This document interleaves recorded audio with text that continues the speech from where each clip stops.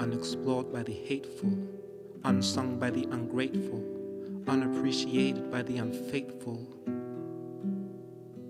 unsought by the unawake, even undesired. I am unkept, unoccupied, I abide unacquired, unaffected by the illusion that holds most beings under hypnosis, not unapparent yet mostly unnoticed, untranscended, all transcending.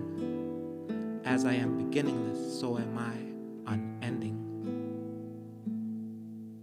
unlike anything, undifferentiated, unparalleled.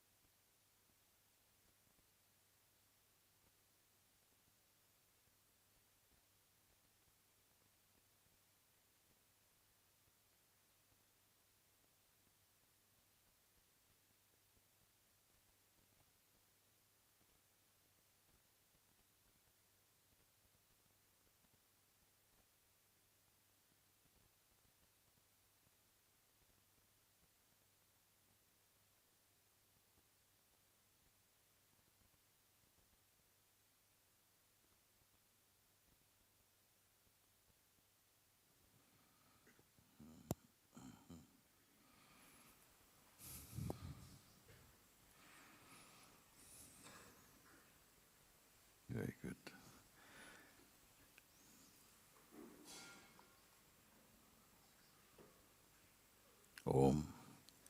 Namaste. Welcome everyone to Satsang today and to this very important first day after 1 year being here, and happy to see so many people come for Satsang today.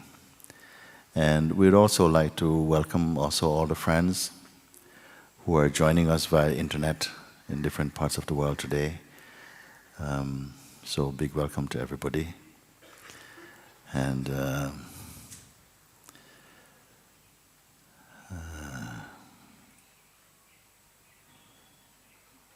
we're here together, no? I have nothing prepared, no speeches or nothing like that.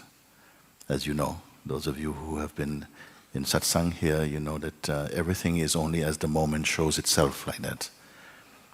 And as I was walking in, I was hearing Shri's announcement, and she was saying that I'm highly appreciating the people who have strong urge to clarify or to remove whatever the doubts appear to be obstructing their the realization of the self and so on. So with the same heart, I am again restating that, the importance of that you're not just hesitant about it, but make full use of this short time we have together. This one is also come for satsang, and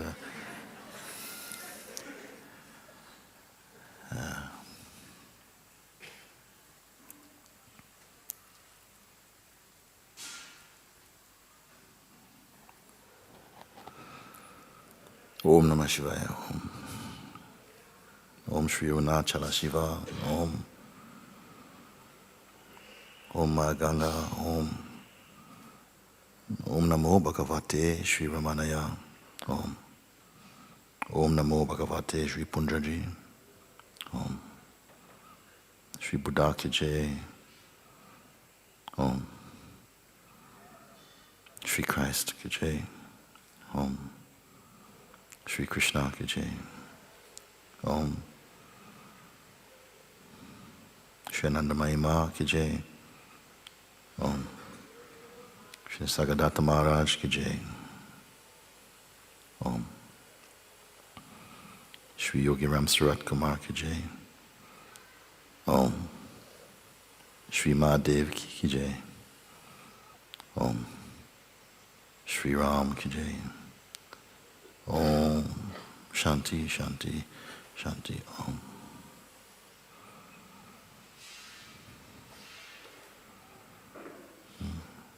May all beings who have this profound urge for liberation, may your deepest wish, your purest desire be fulfilled. And may all come swiftly to the realization of the self, each according to their capacity. May your path be bright, full of wisdom and joy. May all those who meet you on the way be inspired by your light, your openness, your love and loving kindness, compassion, holiness. So be it. Om Shanti Shanti Shanti. Om. Namaskar.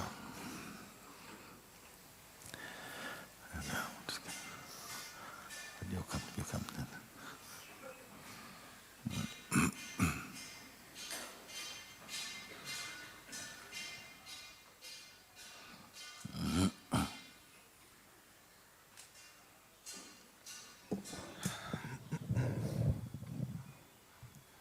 I think it's okay.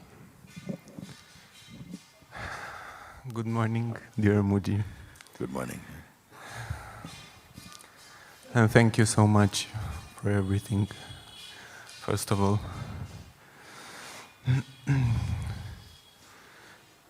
I don't know exactly how and what to say, and it's very tempting to just say thank you and go fast.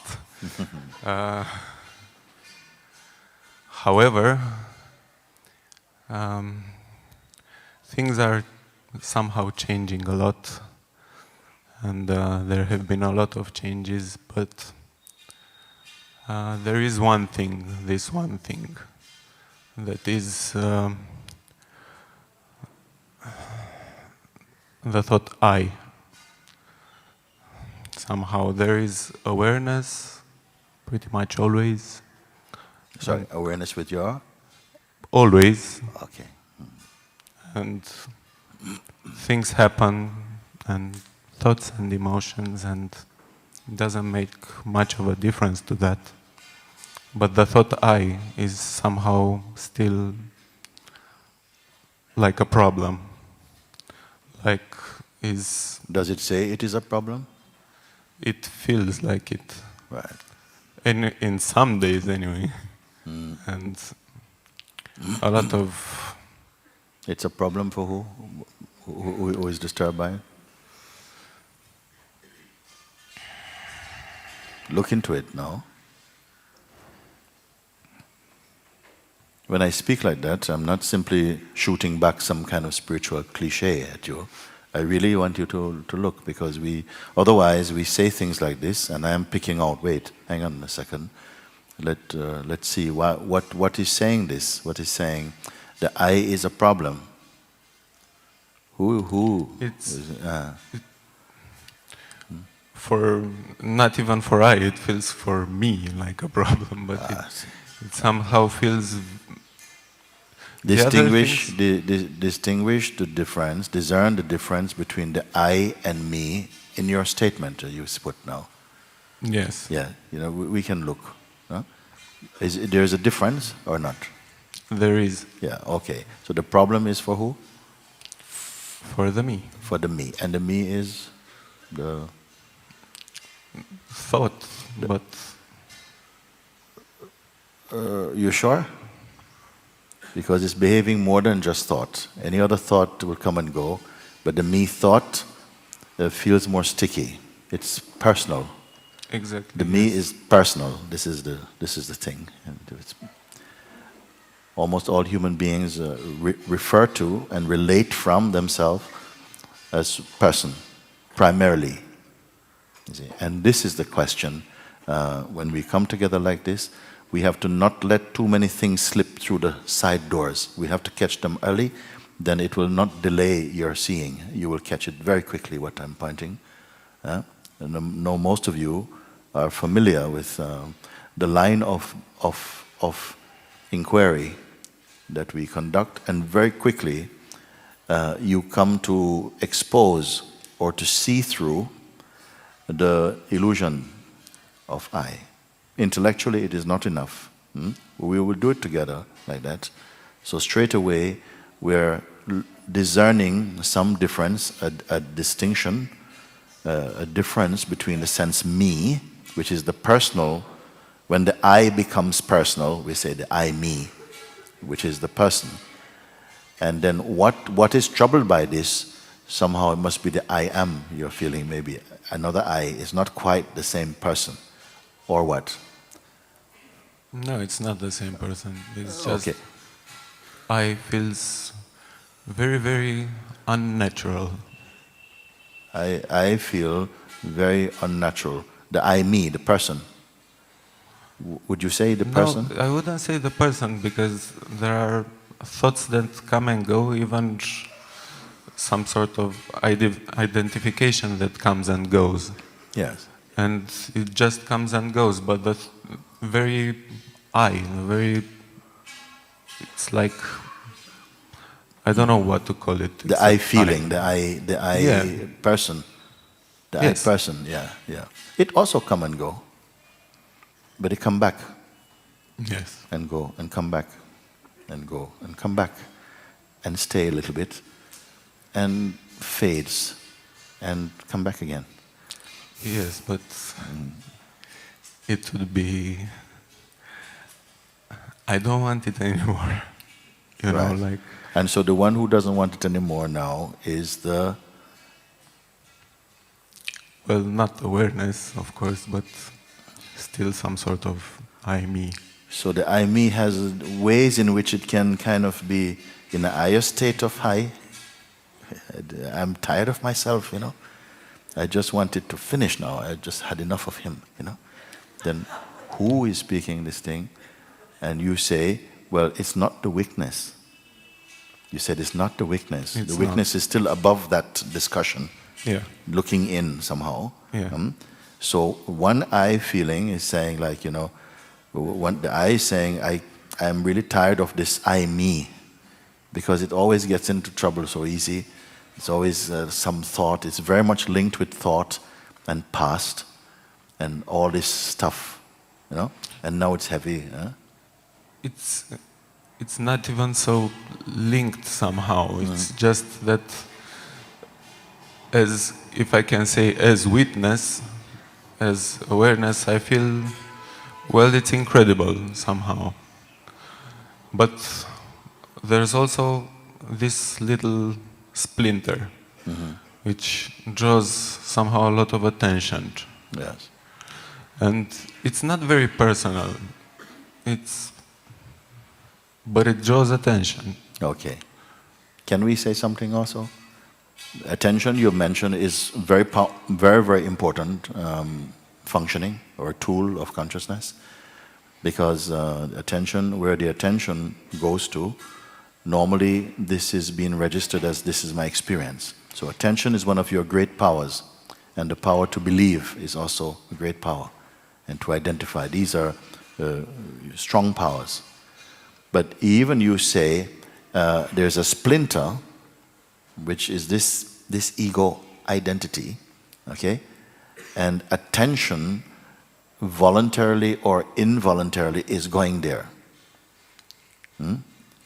It's going to the crime scene. All this is going, okay? Attention goes there. But something must watch attention go also there. Isn't it? Attention, how intimate is attention, that sometimes when the attention goes a certain way, you say, I go. So even it comes to really be referred to as the sense I, or I am. So it's quite intimate thing. But you just said the attention go there. So something must be here that didn't go there, but Exactly. watch the attention going there. Yes. You got to get it, something, watch even the attention go there. Okay, is that disturbed by anything? No. Okay. Thank you, that's good. That is not disturbed by something. Still, we cannot deny that in spite of knowing this, this movement that happens within the conscious field, the field I am, it causes some disturbance happens inside the consciousness, because so much energy and attention is going towards the personal self. All problems are personal. All problems are personal. Or situations taken personally, like this. And we want the pill, don't we? We want the pill just to get rid of it. But also it's important to meet it face to face and to look at it and exercise the power you have naturally, the grace you have in you, to keep looking at that and exposing its unreality, and to weaken its influence. You see, rather than just go, oh, I can't stand it, or it's too much, but actually to look at it. You may be surprised at the power of your own clear looking like that. And it may take a while to soften up this tumor of identity. It may take a little time, but each time you look in this way, it is already losing ground, you see, like that. We're going to go over these points again and again as different people bring these observations up, and we have a chance to look through them to see into our own psychic patterns, and then we're going to go beyond all of this. We have to somehow clarify and really understand in a very sober way the mechanism of your own mind. And it's not difficult, actually.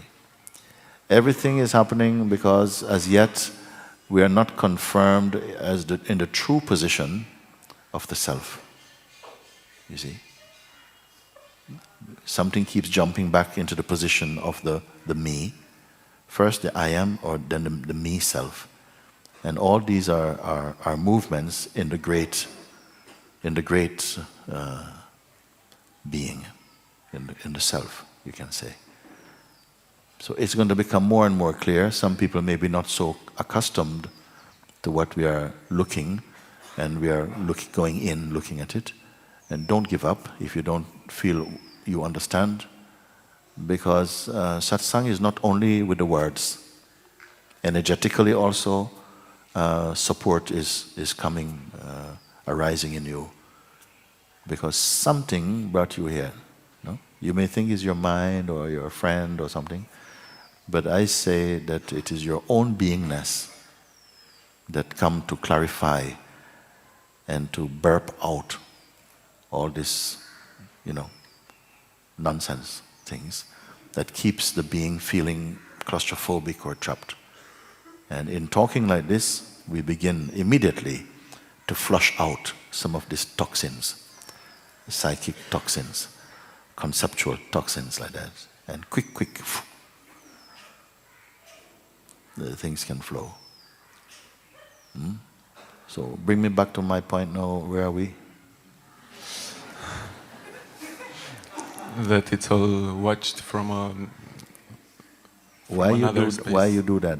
Because it seems somehow like everything starts to be in front of somehow. Yeah. Not exactly like a place, but yes, as language permits, within the space that language offer, you can say it seems to be in front. All that you perceive, including the self-image we have, the idea we have of who we are, is in some way in front of that perceiving presence, you can say.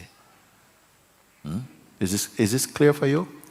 this is clear. And about what you said, that the more you look at it in this way, the more it burns some of this, well, not burns, but the more clearer it gets. Somehow, lately at least, it doesn't really feel like I'm doing it, like I'm looking. This is a good sign, can be a good sign. Say some more about that. It's like it happens. In the beginning I was trying to be in that space of just looking as impersonal as possible at things. One good point, if I can make it early by this, is watch your use of I. When you say I, because from the birth of this body, something has been saying I did this, I think, I want, I went, I feel, I have, I lose, I, me, my, mine, like this. It's using these terms. But when asked what precisely is the I, this I thing, then we are not so eloquent. Everyone speak I want this, I believe this is what I am, this is what I want to become, I. Then what is I? I ask you to watch this feeling of I, because it changes anyway. Sometimes, most time when we say I, it is heavily relying upon the bodily identification. I, me, this. And my education or the conditioning. The belief I am this body, and the conditioning that arose for this body is taken to be enough to transact in this world.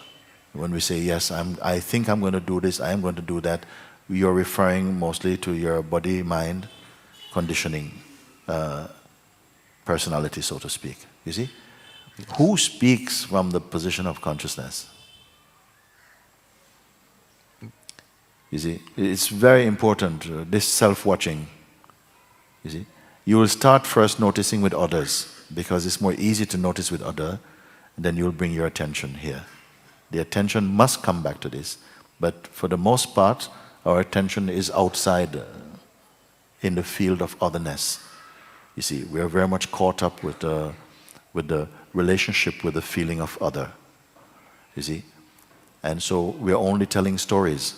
about our perceiving, which is an ill perceiving, if you don't know who the perceiver is. So we'll start by that. If you listen to any conversation, in any chai shop, any place, you start, many people speak, yes, I did this, and then I went to Rishikesh, and then after this I went this place, I. And then you listen and see, what I are they speaking from?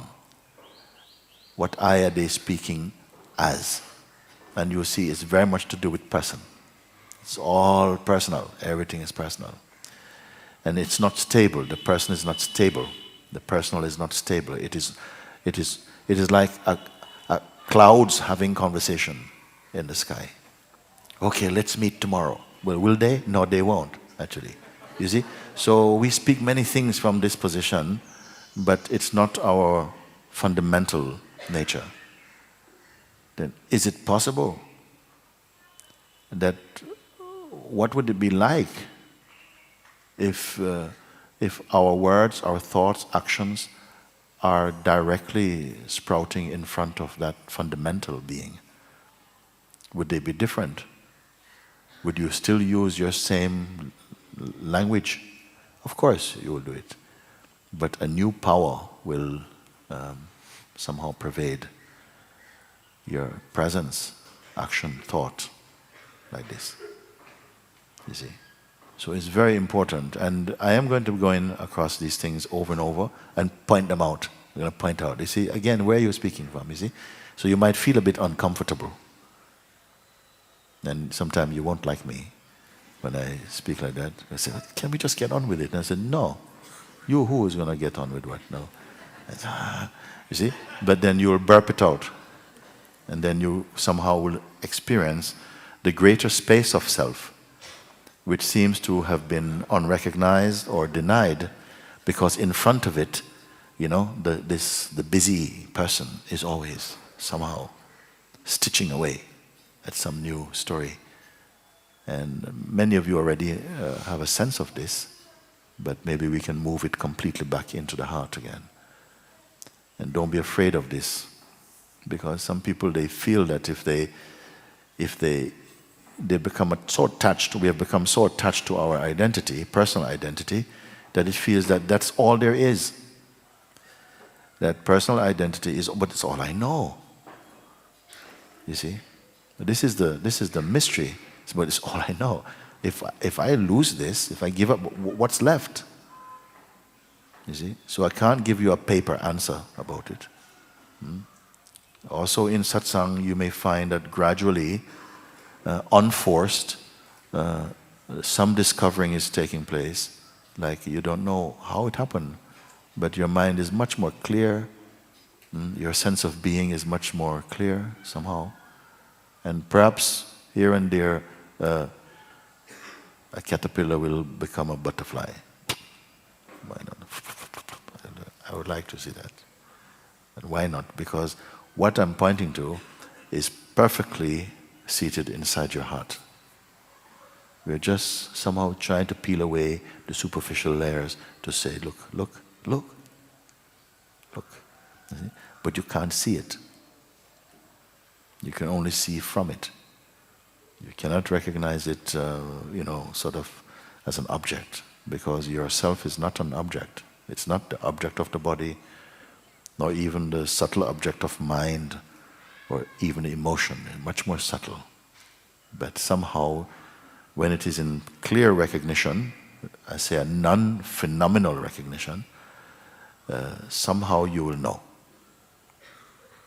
A different kind of knowing, not a dualistic knowing, not one thing knowing another thing, but self-knowing is a kind of being. Knowing and being, same thing. So from time to time at this early stage in our meeting, I will sometimes talk like this just to cover some basic ground, and then from there somehow something can be more clearly seen. But each one who come within your capacity, if you can, let's see how far we can get. So leave the old stuff behind. Where can you reach in your seeing today? This is going to be my calling on you.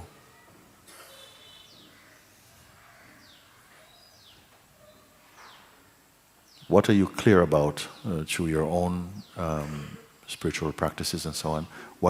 Is there anything that's fundamentally clear for you? Yes, even now. There's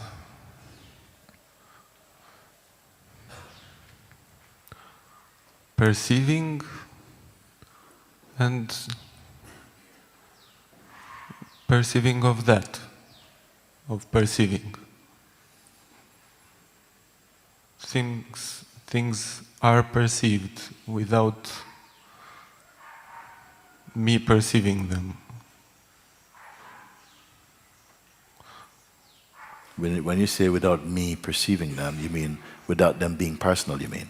Yes. Yeah, you keep it simple like that. Perceiving is, the functioning of perceiving, of perception is taking place, and there is even an awareness of this functioning of perception. If these words are true, I don't think you have any problem. Sometimes this I just, and in some days, the fact that this I comes like a bit strong, sometimes not so strong feeling, and it comes. And in some days that's okay, in some days that's really not okay. But even that is perceived somehow. Yes. But I would really like it to just not be here, just leave me alone. But you see again, who is, leave me alone. Yeah. You see? Listen, leave me alone. Is that the self? no. No. So the one who says, leave me alone, you leave that alone. Eh? Is it possible? Is there space? Is there space left to do this even? It doesn't seem like it's up to me somehow. You see, you keep referring back to this me, and right there you give birth to it again. You give the significance to it. You're going to see also that very often the answers don't exist somewhere in space. You are going to determine whether a thing is true or not. You're going to give it its reality or not. You're going to see that this is the real way, in fact. It is you who will determine the significance of the use of I in your kingdom. You see? You say, and then the I, you see, and then this I keep coming back. So what? It will keep coming back. When it comes back, does it steal you? Who observes the I? So then when the I come, you will feel some pull, some magnetism to go send some energy into the I. But this now, you must just be very clear and confirm your real place, you see? That you're here. Then you feel panic, you'll feel a lot of stories, lots of interpretations start to swim up, but you're not to get into them. Hold on only to that singular being. This is very important, I'm going to tell you. If you don't do this, you're going to be out there street fighting with your mind and you will not win. Because the fact that you start to fight with it means that you are already taking it, you're giving it so much reality, you see. We are going to, just through our talks, just untangle all these threads that create a sense of confusion. You see? You say, you know, everything is fine. There is perceiving. From the time consciousness somehow experiences the waking state, the feeling I am seems to be present there. As soon as the I am is present there, the functioning of perception is up and going. And also now the awareness of that perceiving functioning. You understand what I'm speaking or not? Yes?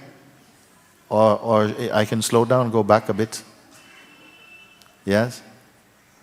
Because I don't want to just be talking over your head or something. Can I carry on like that? Thank you. So then somehow you say there is, I am aware, if I can put it as best as possible into simple terms, I'm awake. I see things, I see life moving.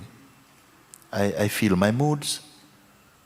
I feel if I wake up this morning and I feel, I just want to go back to sleep, I don't want to face the world today. Can I have a day off from the world? Whatever. Something perceives this feeling also. So all this is there from the waking, from the consciousness enters into the waking state. The functioning of perception is going on.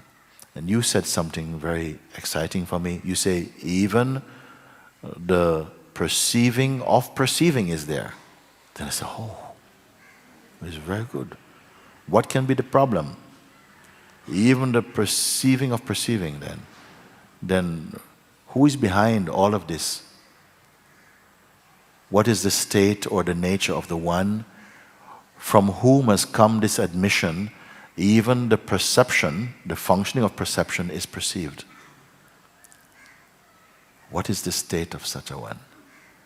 And then you say, yes, it's there. But then this I come back, I am going to shake your house. Whose house? Whatever house there is, and the one who feels shaken by it is also phenomenal to that importance here. This is the most. Don't let things. One thing I would say, nothing I speak to you is merely intellectual or mental.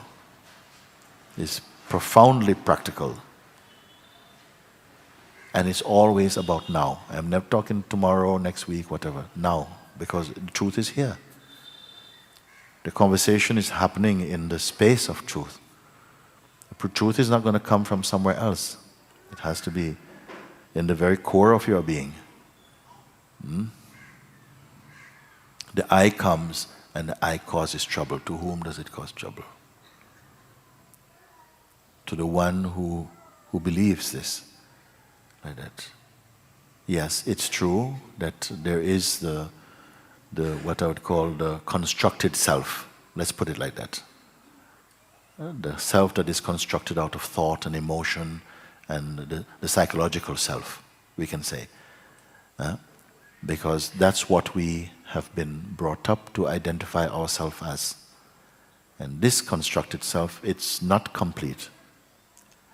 It has many likes and dislikes, much dreams. Its dreams it cannot sustain. It keeps on changing what its dreams and aspirations are. Because by nature, it is a very changeful state. And yet the consciousness, which is far more stable, has identified with this psychological state and now is experiencing hardship, suffering, all these. Is being beaten about by the drama of duality. Like that.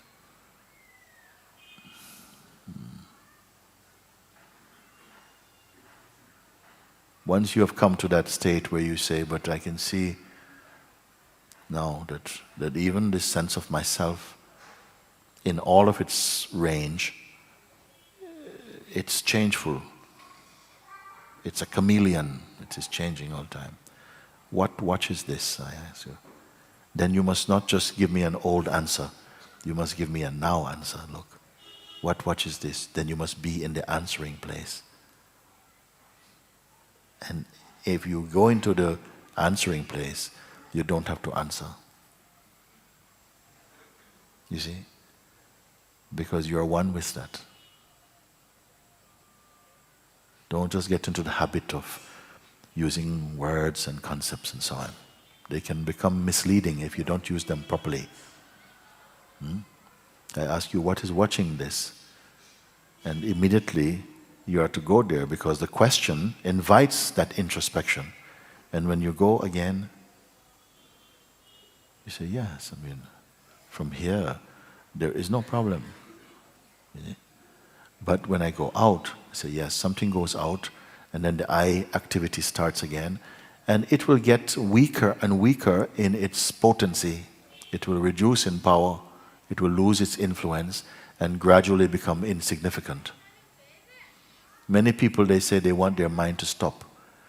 Well, if you are a yogi, you can stop your mind for some period of time. But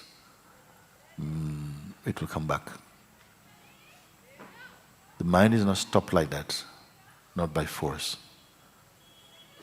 To stop your mind is to understand your true nature and that you are the weakness of the mind, and knowing that you can be without the mind, the psychological mind, but it cannot be without you.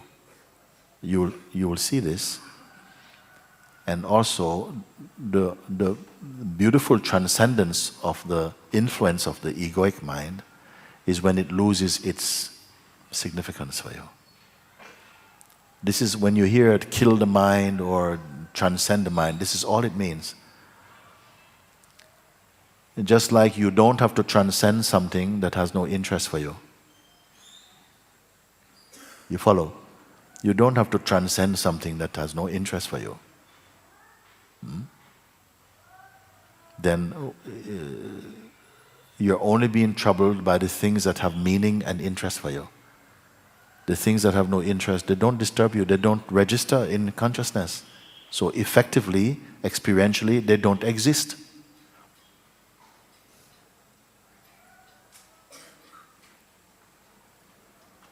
So this I thought, this I that keeps coming back up, it's actually running on your scholarship of your attention.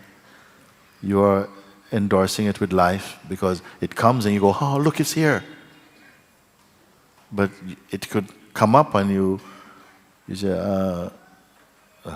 nothing, don't worry. Leave it. Then it comes in front. You say, oh. When it comes here, it comes here. What are you going to do? Can it come here?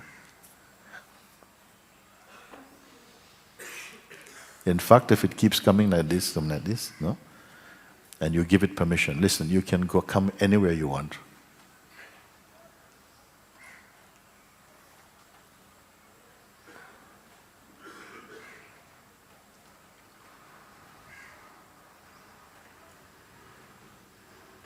But you cannot exist without my perceiving of you. You are the lesser force. That this you somehow are confirming your own seeing. And gradually these things, they dissipate, they go away. Maybe when they are completely gone, you won't even notice until some encounter brings it back to your attention again.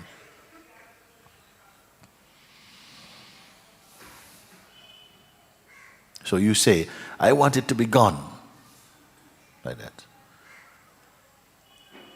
I understand the sentiment of that, of course. I want it to be gone. But don't expect it to be gone. You see? If you keep staying confirmed in your own heart, it will lose its power. When it loses power, it will be gone. Sometimes in our discourse, something is just like removing splinter. Yeah, sometimes it's like removing a splinter. I had to do one on my foot yesterday, so I know exactly what you are talking. Okay? You take it out and immediately some relief must come. Yeah, this will also be experienced, tasted. Is there a splinter? Not really. All this world is a not really. A great seeming. When I say that there's one earth, but there are billions of worlds. One earth, billions of worlds. A world, in what I'm speaking, is more of a psychological construct, a psychological relationship, comprised out of your thought, your dreams, identity, memory, projections, all these things. Create a flavored world, which is flavored by your own psyche, your own mind. Though it appears that we are all in your world, we are not really. In the same way that you may go and sleep and you have a very powerful dream, but you cannot share your dream directly with anyone. It's so unique. You can tell them about it, but you cannot plug them in like you have some head together. You cannot do it. In the same way, in the waking state, our perceiving of the world is very unique thing. Oh, we cross over. It's like this, but very, very unique. to find the harmony that human beings seem to aspire for, at least poetically, you have to jump out of the mind altogether. You have to jump back in your heart. And I'd like to feel that we are here for that. You see? Bit of personality can stay. It is just a garment enjoyed by the beingness for a bit. But it has grown to become highly significant in some way, a great distortion, and now causing trouble.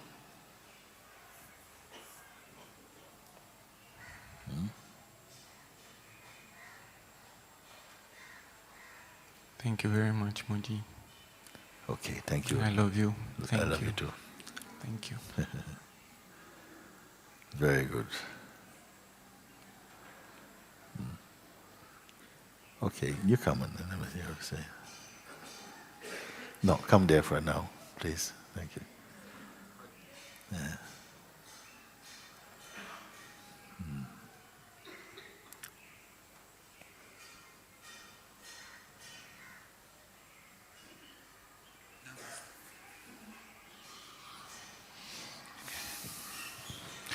I really don't have any question or something to say. I just want to say I'm here to give you my heart.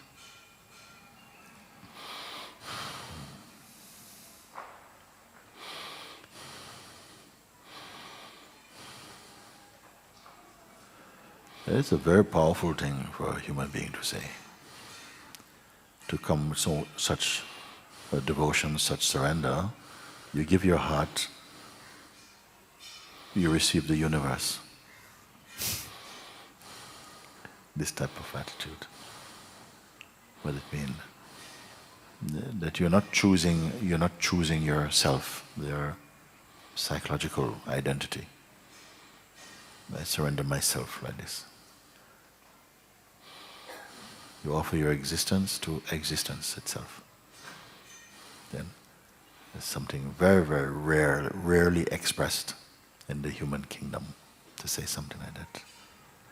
And such a request goes very deep into the heart of the universe, I say. You can never make a mistake like that.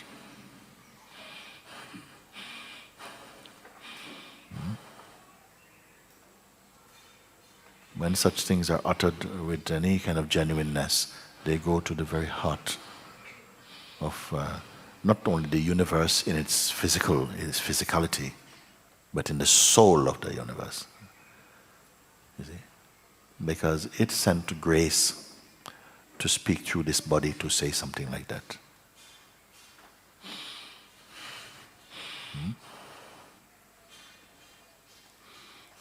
Unless it's just imagination. But some beings, they say like that, they come. Yes. Sometimes people come also and they say like this because they have a tragedy just behind somewhere. Their partner left them. And they say, oh, I just want freedom now. I experienced that when come. He says, I just want freedom now. Then after a few days, I didn't see him. Then I saw him one day. What happened to you? He says, she's back. Okay. Freedom didn't last very long at all. What chance does freedom stand? But if you come like this and your heart feels this, then it will keep on feeling like that. Whatever you're doing, this deep longing will be there until it is satisfied.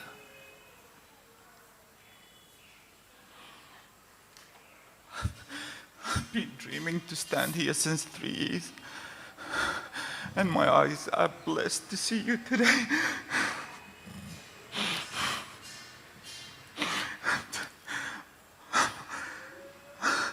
I'm all yours.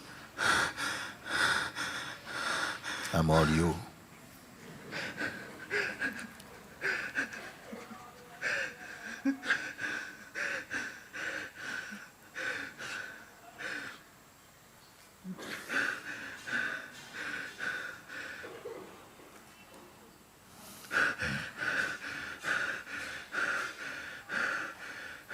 Very good.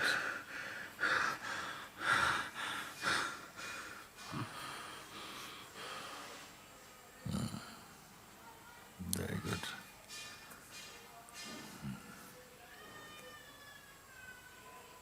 Thank you.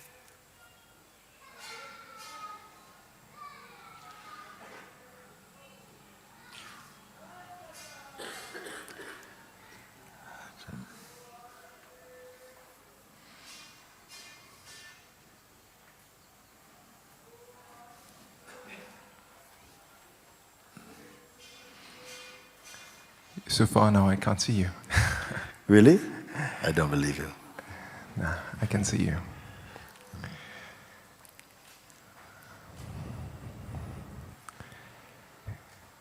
Can you help me realize my true self right now? I feel I'm willing to let go of everything.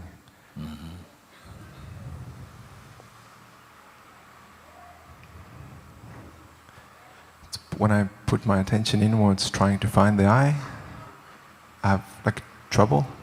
I can't really... Yep.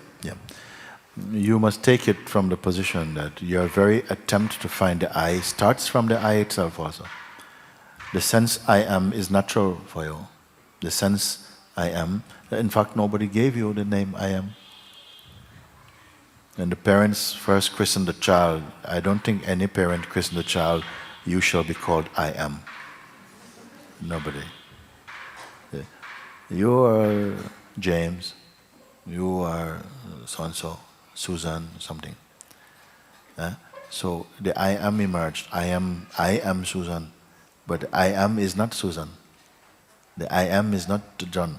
The I am is the I am. It said it is the godly name, a principle announcing itself in the body.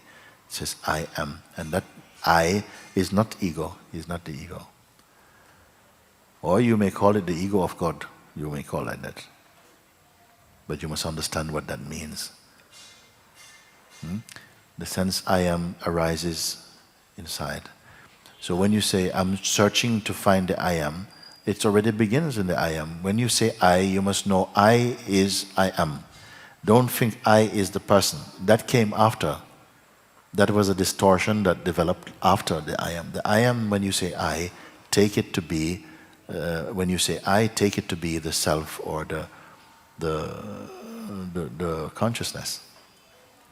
That is the true significance of I. When you say I, it is consciousness. You just, all you do now is don't associate this I with anything else for a moment. The feeling I am already is a vibration, is there, isn't it? The feeling, the sense I am, if you don't let it connect with any thought or intention, just isolate it by itself, very quickly you start to feel the vibration of the sense I am. And it's very clean. That pulse of I amness, you see? And then you will know it is not the person. The person sense arises in the I am. But don't give the I am to be a person. That is called the fall itself. The fall from grace is to somehow contaminate the I am with saying it is a person, to limit it only to a person, you see. Then after you are clear that it is not a person, that is more the sense of a weakness or the sense of presence, the natural sense of presence. And all are the I am. Not just only human beings also. All sentient beings experience the intuition, the natural sense in which they know of their existence. The existence in them say, I am. You follow?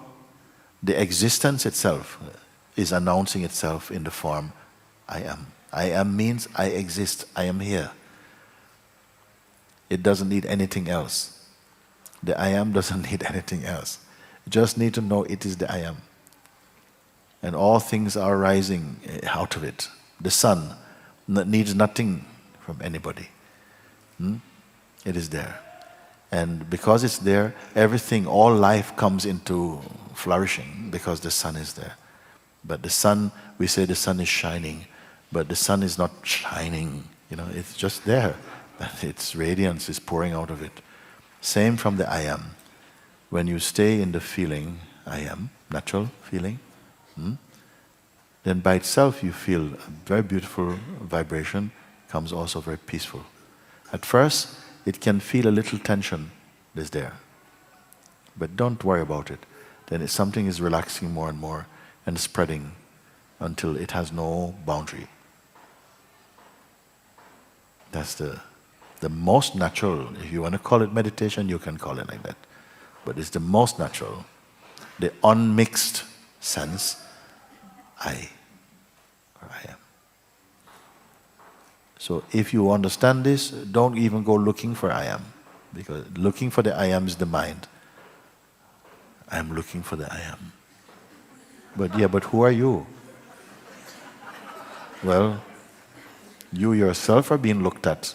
The one who is looking for the I am is seen in the I am and by the I am. And it is not confused.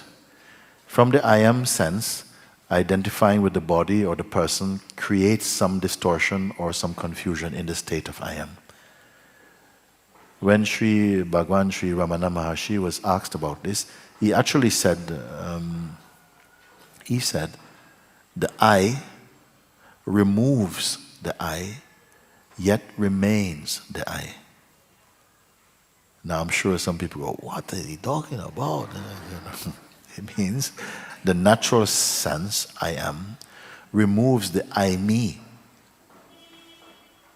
and remains as I am. The I am is natural for you. But when it is associated with other states, other ideas, it's as though those ideas joined it and become a part of what it is, but it is not a part of what it is.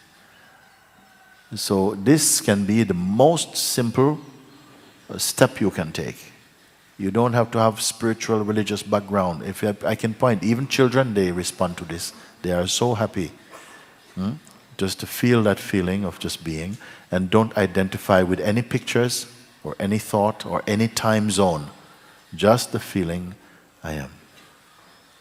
Then the mind will try to attack it. It will say, but you're not doing anything.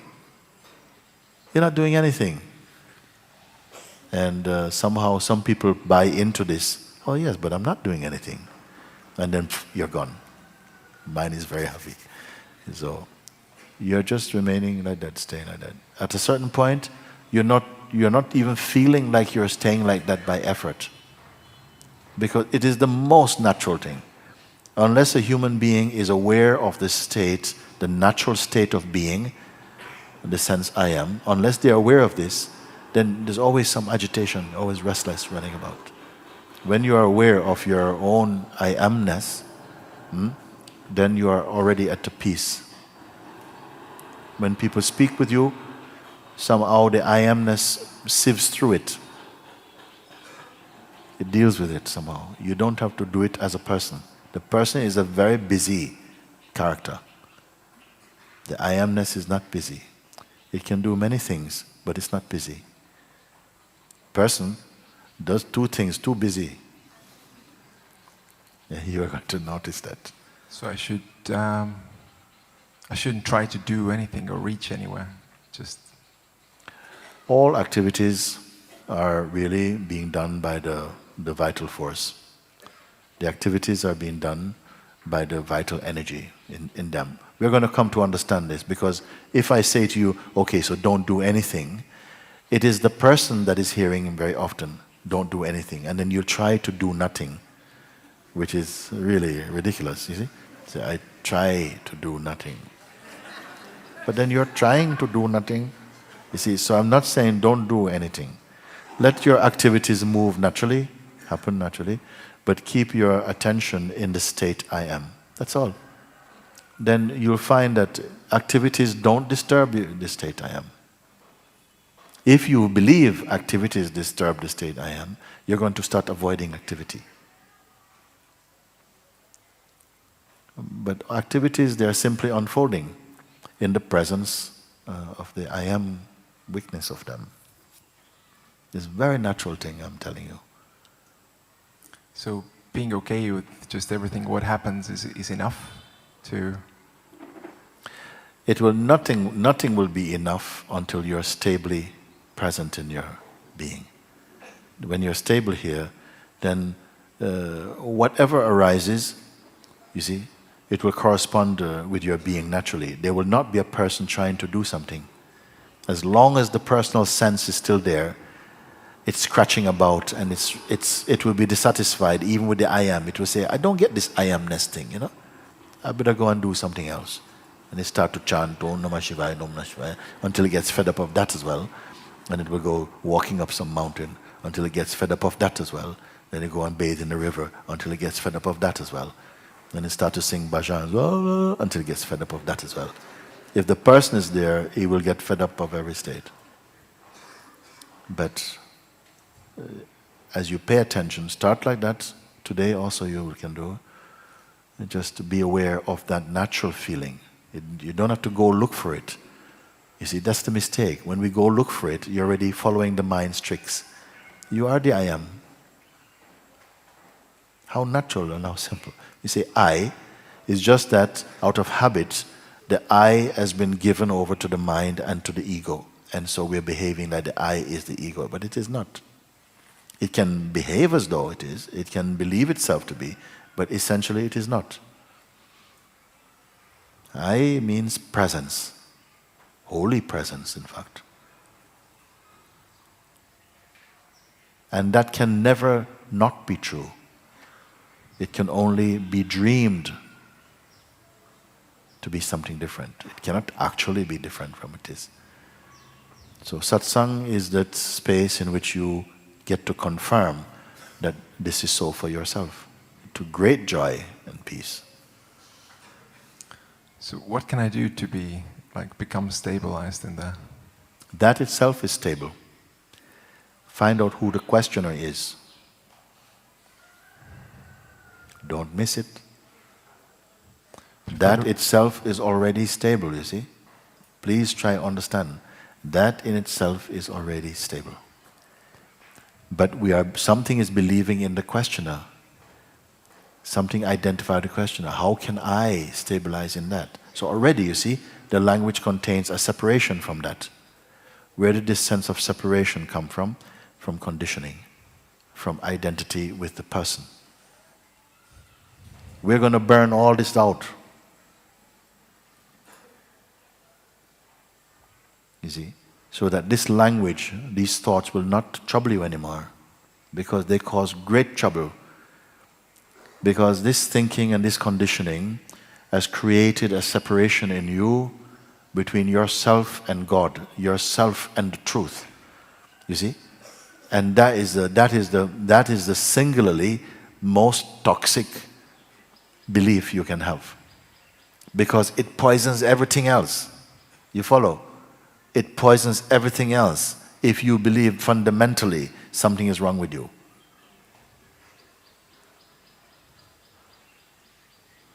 Then you're always trying to work on yourself, always trying to fix yourself. I'm pointing out these are just ill-conceived concepts. But something is still loyal to the whole identity, like I can't really, I'm sure he's playing some kind of, Zen kind of koan or something. I said, no, I'm being very simple about it. You see? Each time we speak, even the first few words, even you meet someone who you feel this is a very important meeting, and our words from the beginning are coming from ignorance. Doesn't matter how much you prepare, you put your best clothes on, you cover everything, show up, and your first words, ignorance, it will be. And their first word, ignorance also, because we are not aware of what I am is. And it's not that as you become aware, you'll start to speak I am the I am. No, you're not going to speak like that. You will sound very much, but there was a new fragrance arising from your presence, because you, for the first time, are again home. This life is for winning yourself back, winning back your freedom from delusion, from the mind itself. Can this happen right now for me? Well, what I'm pointing out to is that but for that itself is already perfect, you see.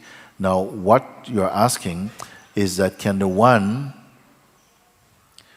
who is imperfect, but only as an idea, okay, to somehow either drop itself and then see that when it drops itself, what remains is just its natural self.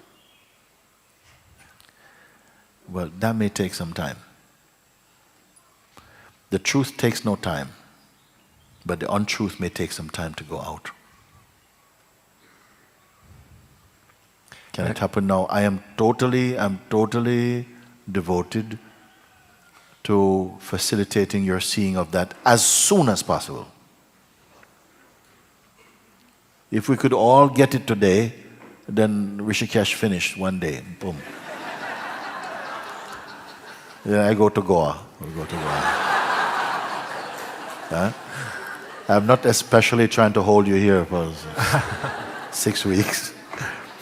I'm very much wanting that this becomes clear, that it is your own heart is already pure.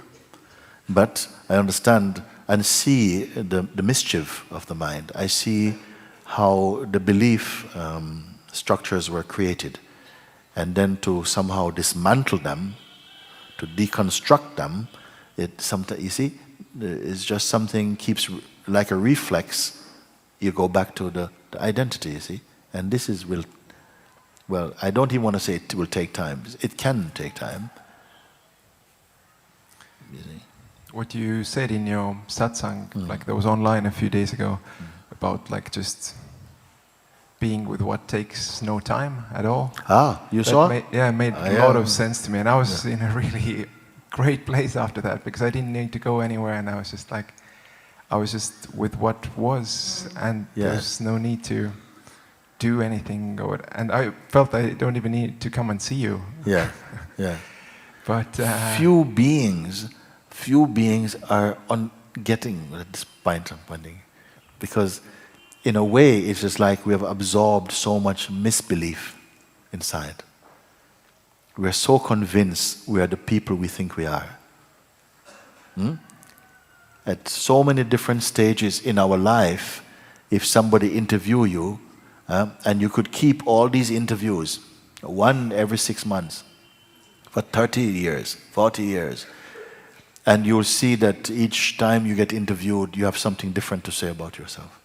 This is just how I am, you know. You can't change, you know, the spots of a leopard, and that's how, take it or leave it. And, you know, I believe this, I strongly believe this, that we should be doing this. And after that, oh no, we shouldn't be doing that anymore. No, we should be doing this.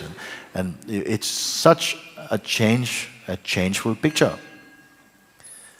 And which of these identities is the real you? Which one?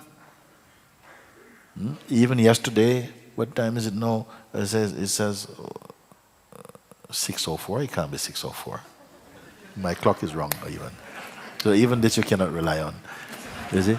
So even like that, if I say, okay, 6:04 this morning or yesterday evening, what exactly were your thoughts? I can't remember nothing. This morning, you know, at 7:15, what were you experiencing? You can't remember. And you're telling stories, you know, when I was 15.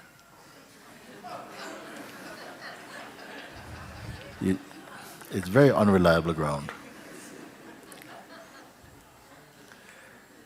So when you find the thing that in which all these bubbles are rising, but you see the bubbles and know that they are not the essential seer, then a great space, a great sense of peace pervades your being, because you intuitively know, I'm in the right place in myself now.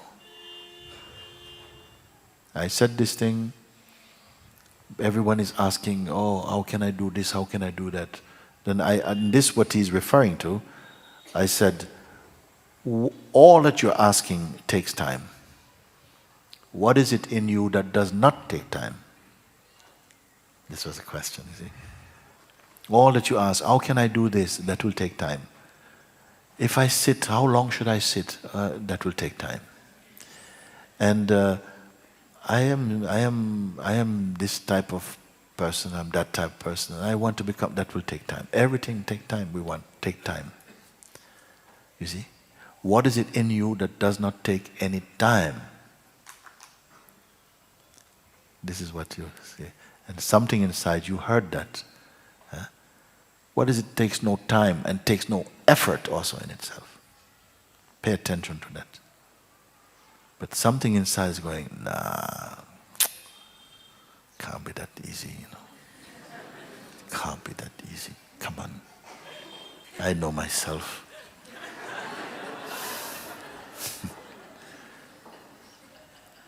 What is it that does not take any time? It's not in the region of time. There are no clocks there. There's neither day nor night there. And when I say there, I don't mean there. I mean here.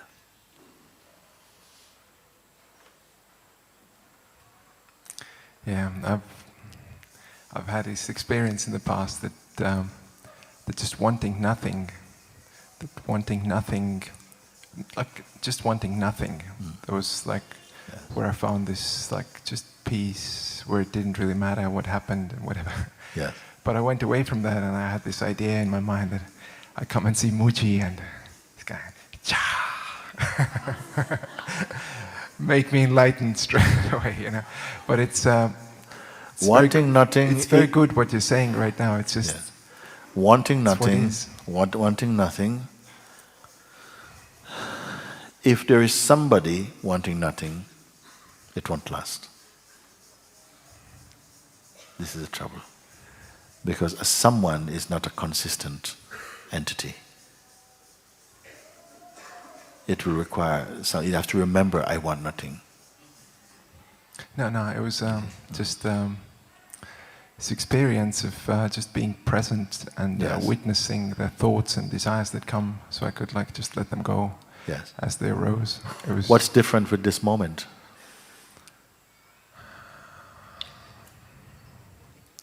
I guess there's still things I want.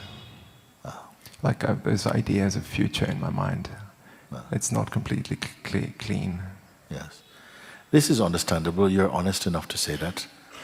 That the wants, meaning that, you know, if I want to be in the wilderness, I want to go to the desert and so on, but at the same time I want to drive a fast car, or I want to go fishing.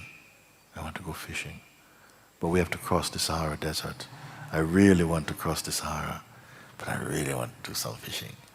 And they say, well, I can't. Well, actually, Everybody's ready, and they're on the camels. Come on then, we're going? You guys go ahead, okay? Why? What happened? We're going? No, I want to do some fishing first. So you cannot go there. And you're right in saying that. I have some desires to still do some things in the world. And I want to say to you, whatever you call the world and the activities in the world are not in conflict with truth. No activity can prevent truth.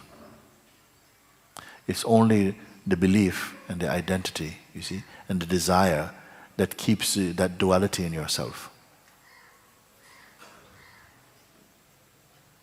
It's not that, okay, I finished doing with the world and now I'm going to go and be with the self. It's not like that. The self does not mind any activity. all of them, it knows, arises out of itself. But if there is a strong identity, I want, then you will always deny the thing that gets in front of your want. You'll always postpone it.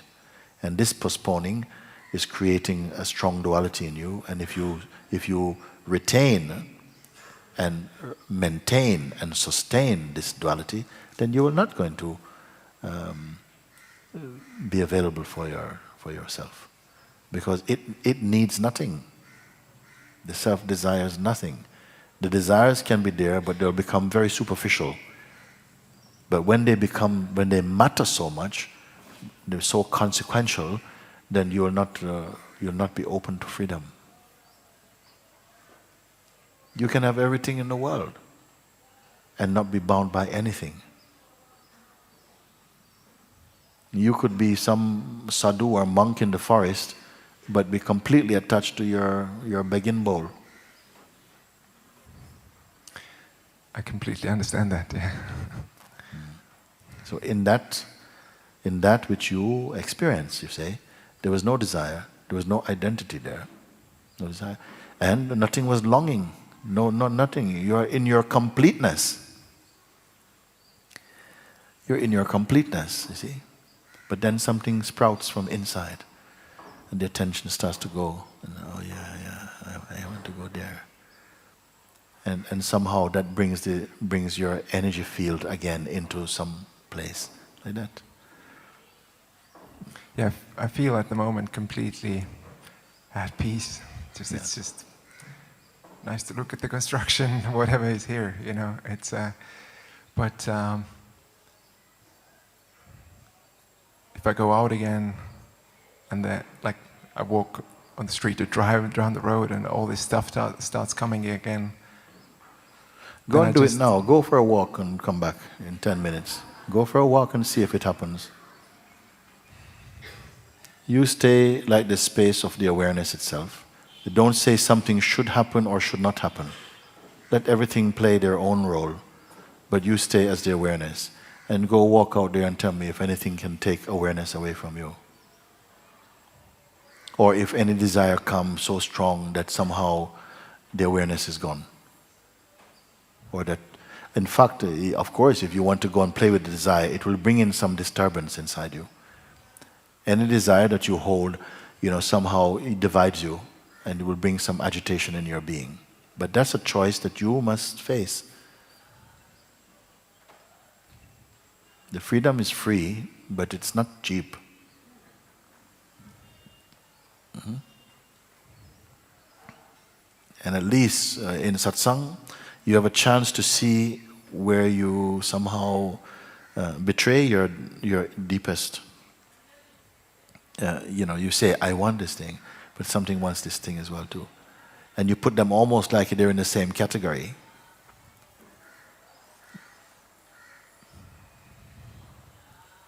But it's only coming out of the illusory I, out of this I, ego, identity. And will keep on sending up new ideas and new desires for you. Because it grows with you. It knows your taste. It's one relationship you have. And it's okay. It is not a moment when none of this will matter for you. Because the things in themselves are not the problem. It's just what they become to mean for you becomes something. Things in themselves are not a problem. It's just what they become to mean for you. You see, you give them such an importance, and of course, then your attention go there. Then the sense of being divided, the agitation, the fear of losing what you've worked hard to get, all these things create a kind of psychic noise inside. And you'll feel agitated, and then you'll feel that you've lost your center, which is not true, but your belief will make them feel true. You'll believe these things into existence, and they will appear to be true for you. In this enlightenment, or like just clarity, or like space that you have, how do you perceive it, in the sense that, is it just like the same like, is it just the peace of wanting nothing and just being completely there, or is there like anything else? Are you perceiving anything like special? You know what I mean?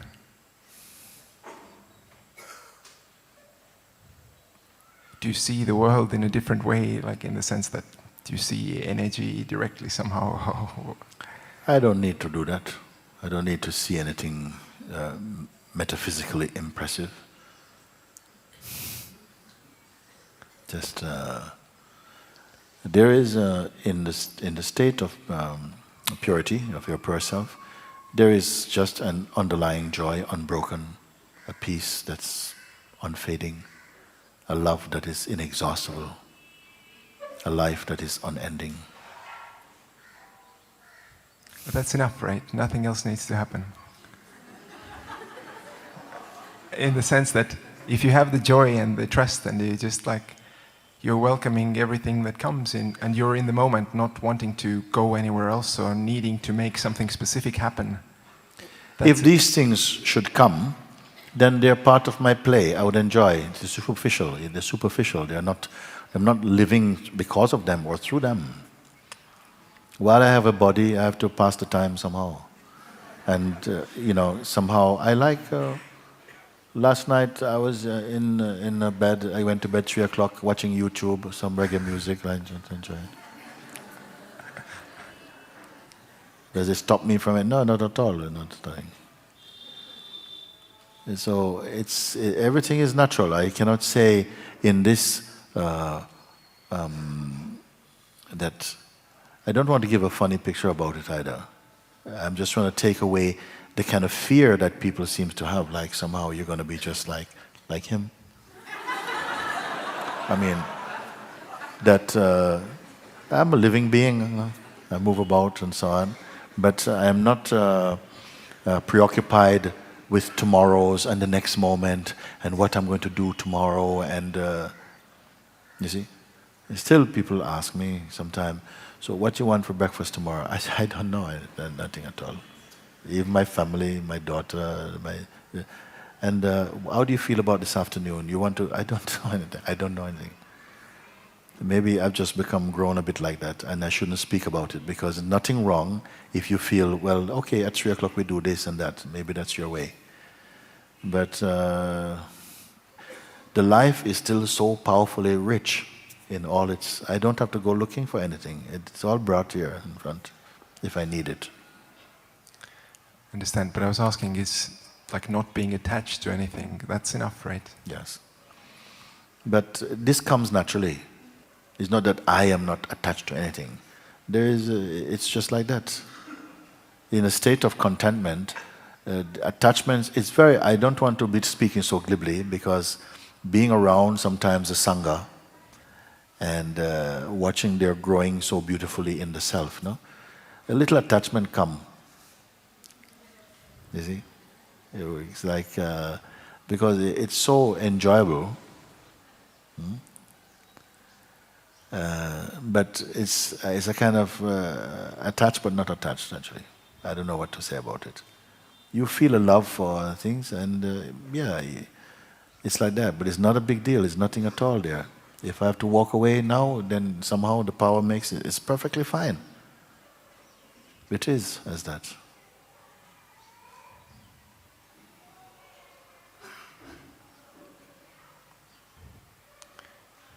Do you feel there's anything else that you could like point towards, or just if there's any like helping in any direction, if there's any necessary? I want to take your mind off the track of looking at phenomenality.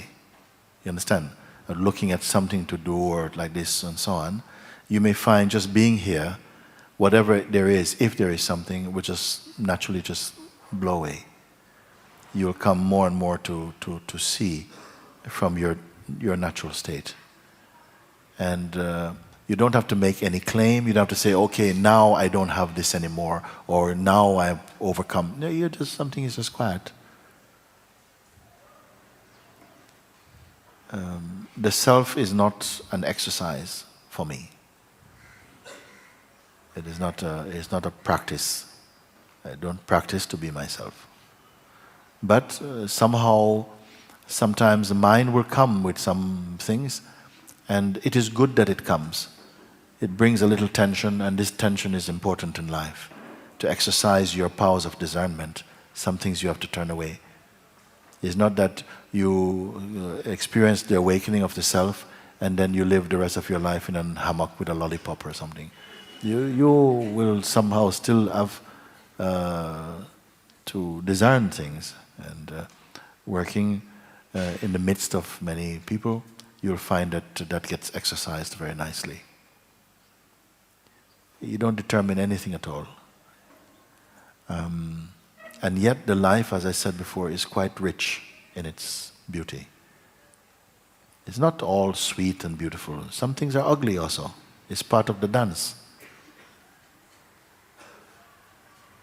But you will see them in as true a perspective as is possible for you.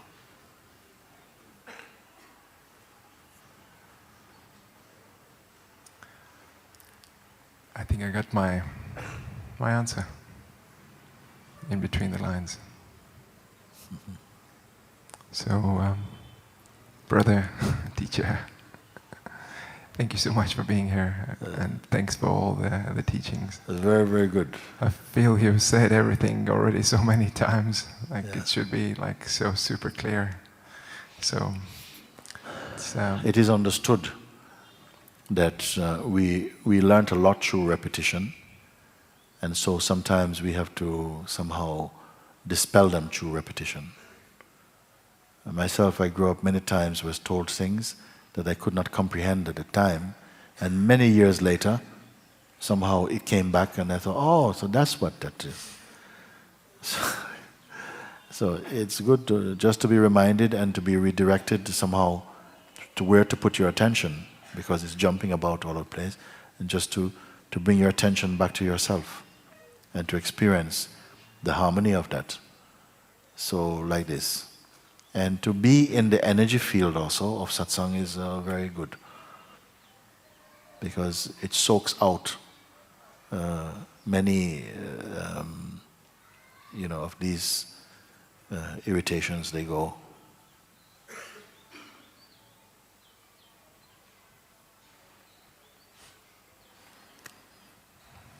thank you. Very good. So you will stay also? You will stay? No. I mean, you will stay Here? Yes, I was going to stay here for a couple of hours and just talk in between. No, I don't mean like that. I mean, you because sometimes people say, "Oh yeah, I got it," and they go.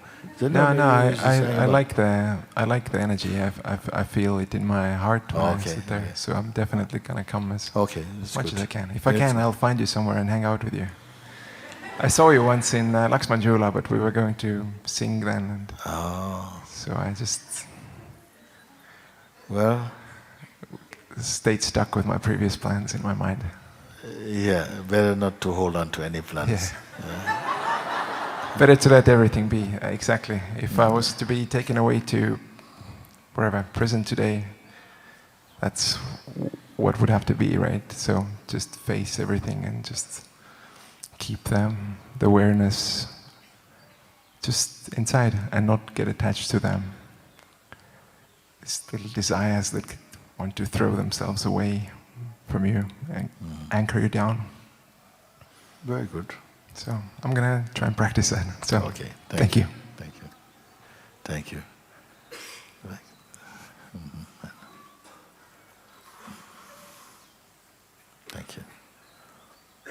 Hari Om Babaji.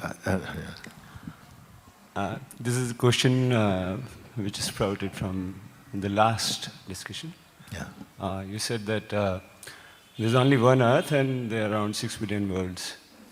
And everybody has a perception, and I can't plug anybody in my own dream. I can talk about it, I can share it. And then the next statement was that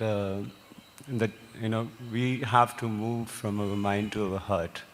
And this so-called heart, is this itself not a mental construct? I cannot say that the heart is a mental construct like that. It could be become that for someone's mind may think that the heart is a mental construct. When I refer to heart, I'm talking about just the core of one's being. It's a sense. I cannot put it as a physical thing. So it's not like that. It's more of an intuitive sense that if someone say to you, okay, you say someone, they say to you, I'm falling in love with someone. And then you say, but how do you know it's love?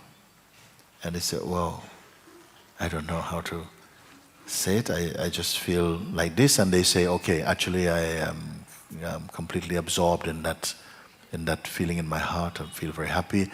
But I can't provide a scientific thing of what that means. But this being present in the heart, bringing the attention away from the mind, meaning that the way that we are using the mind very often to project things or to imagine and to like this, but to be aware, when you are aware of that, I would call that awareness is synonymous with what I mean by the heart.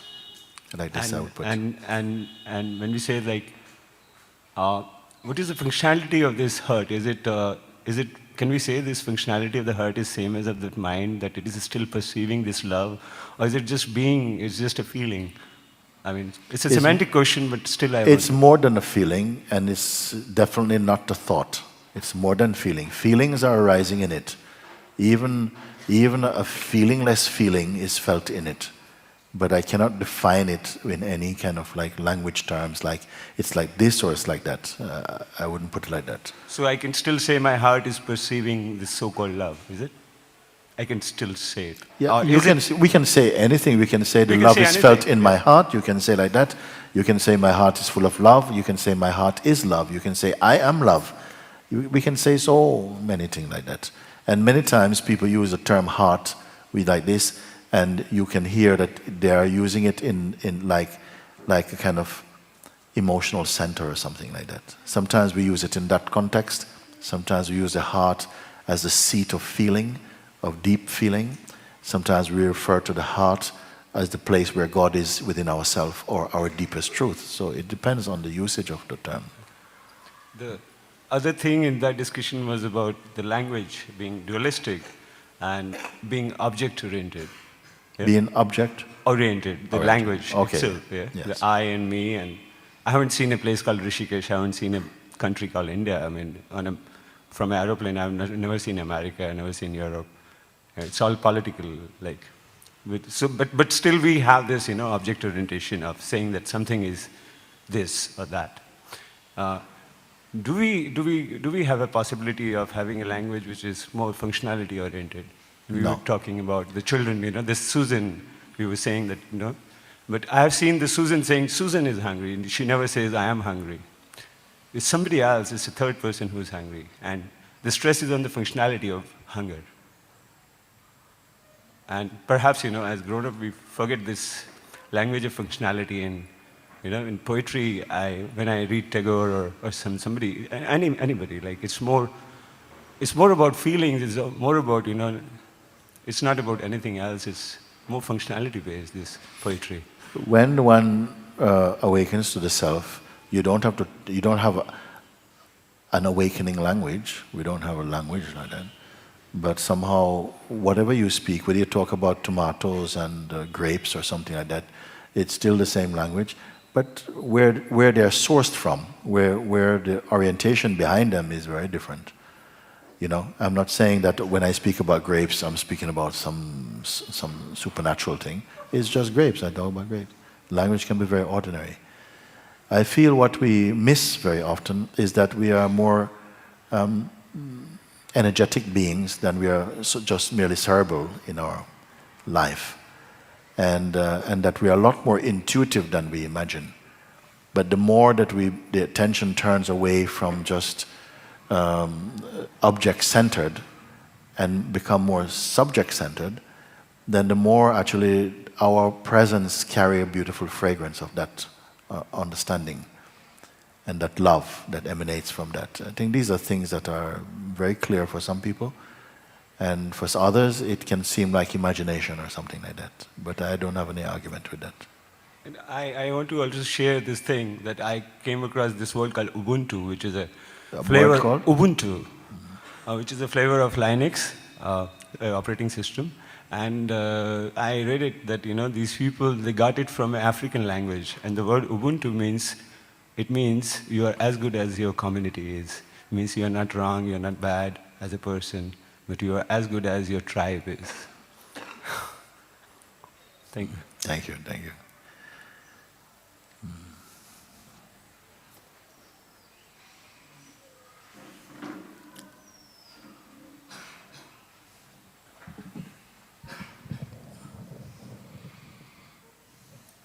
Namaste, Muji. Namaste. Yeah. I have a report, Muji. So I met you 3 years ago, and I just wanted to thank you then because I had this seeing because of a video that I saw of yours. Actually, until then, the world seemed a little stressful for me, and I came to thank you because I could include the world in everything. Then I went back home, and everything started flowing, and suddenly some desires started coming true, and I think I kind of got pulled in a little bit. And then there was a video of yours which said that that sometimes there could be a certain dream come true that might come and take you away from your central seeing. And I think that was kind of true for me. And it was painful, but I made some changes. And lots of things started breaking down. And now I'm here. I'm really here. And the only way I think I can try and explain it is this metaphor that you use, that we want to taste the honey, but we don't want to be the honey. Yes. So I think I was tasting the honey, and I was going back and forth a lot. But something happened recently, and I kind of slipped, and I'm the honey now. It's very nice. Huh? So I was just a drop, and then it grew to a bulb, and now it's engulfing everything. And the I is hardly there. It's like almost drowning it out. And I think this is the awareness that you speak about. Yes. And I'm just this, and I'm here, and everything is just happening and unfolding in front of this. So this time I want you to validate and let me know if there's anything you sense which is off, and because I want it to be completely finished. Yes. The completeness of that, it is in itself complete, but in its dynamic expression, little things will continue to come from time to time. We are not to give them too much importance. Sometimes you will see, as you said before, things are simply unfolding. And in this unfolding, sometimes a tremendous power comes to really scrutinize certain thoughts and so on. But it comes very naturally. Another moment is not there. You are to accept these energies as they move in consciousness, the behavior of the vital force. You will observe them also, that this also is phenomenal also, but it's happening spontaneously. And there's a seeing of that. And when you are clear in your seeing, there's tremendous joy and freedom and lightness is there. No?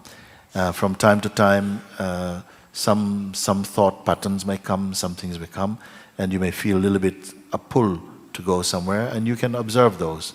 And through these exercises that the mind will keep bringing to you, the need to exercise your discernment, that we should never regret them and think, oh, my mind is still causing trouble. No, you're using it now. Before, it can feel like the mind, the psychological mind, was playing games in you. It was almost become like a devil. But now you are using it now to somehow confirm and refine the consciousness even more, like that. So there isn't a point that we can say, okay, that's it now. There's no need also. Just you keep confirming your true position, you see. You see these thoughts come and they almost, something is recreating an identity, but then it is looked at and see, but that cannot be what is. It is just another shape. You see that, and in the moment of clarity of seeing, it begins to deconstruct, because they cannot live independent of your identity with them or your interest in them. This is the food for the psychological mind. If you are identified personally with them, then they grow in power. But if you stay as the awareness itself, they lose power and they dissipate and they're gone. And this exercise, we don't know how long it can keep going on for. My master himself was asked, he said, Papaji, you often speak about vigilance, no? And what about yourself? Do you have to be a vigilant also? Somebody asked him. And he said, to my very last breath. He said like that. Can you imagine? No? To my last breath. Now, this vigilance is not nervous. No. It's a quiet alertness that is there inside. There's nobody behind there being vigilant, but this vigilant energy is there as like a kind of bodyguard to the beingness. It is like your own inner Zen stick that just sort of somehow scans without strenuous practice. It's just there. So when something shows up that seems like it's a thought or some sensation which is to be discarded, it discards them. Like you sweep as you go, something like that. So we are to be kind about that and see that it will be there for as long as it's needed, but you will not feel a strain because of that. But what you have mentioned, it was a metaphor, as you say, that I used to say, that we want to taste the honey, we don't want to be the honey. You see? Mostly we want to taste, even spirituality, even awakening, we want to have a taste of it, But then to be that, at least from the perspective of the mind, they think, oh no, I'm not ready completely, I still have little things to do, but I'm getting there, more and more getting there, you see. So you say now, this feeling of wanting to taste the honey, and taste and go, taste and go, like this, now that is changed now. Somehow I find that somehow it feels like the honey is here, you see. And the tasting of the honey is also here somehow. The honey, I am the honey and the tasting of the honey. And this is a win-win. No? You've got a win-win situation. No? You are now the honey, you're not tasting the honey, meaning that there's a duality. I taste the honey, then I go away, I taste something else. You say all of this, and you also say this honey is expanding and it's making everything honey, actually. And actually, it doesn't compare to tasting the honey, being the honey. It's just so much better. Yeah. This being the honey, we cannot talk about it too much. You see? Because then we don't want to give it to Mr. Mind. This only inside the honey, only the honey can know that language. How does the honey taste its own self, its own sweetness? We can't. No kind of science can prove that one. Thank you, Muji. Yeah, it's very good. Thank you so much. Yes, I'm tasting this honey as you speak as well too. How it tastes now for you. I just didn't know how else to explain it. Yeah, no, this is beautiful. It's enough. More than this, we don't have to say. You point in the right direction. No? Don't just come to taste, to have little experiences. Oh, I had a lovely experience, and then it's gone. Yeah, the experiences mostly come and go in time. But that which experience is experiencing, but itself is untouched by them, that is timeless. That is timeless, it's immutable, it's unchanging, nothing can affect it. This is the greatest discovery a human being can make. to discover again our original self, our original being. You see? And to bear witness through your life somehow that this is possible, and you're not sitting. Oh, it can do this also. We cannot put any standard and say, oh, once someone is awakened, then they will be like this or that. No, you have no standard. It can be in any way. Maybe some people sit like this, 3 years, no food, nothing. Another one is doing all type of thing. And they're equal in their realization.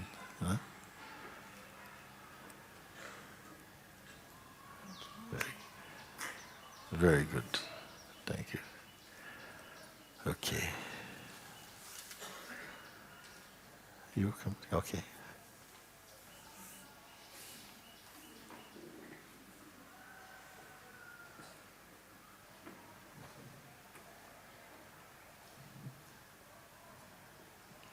Namaste, Moji. Namaste.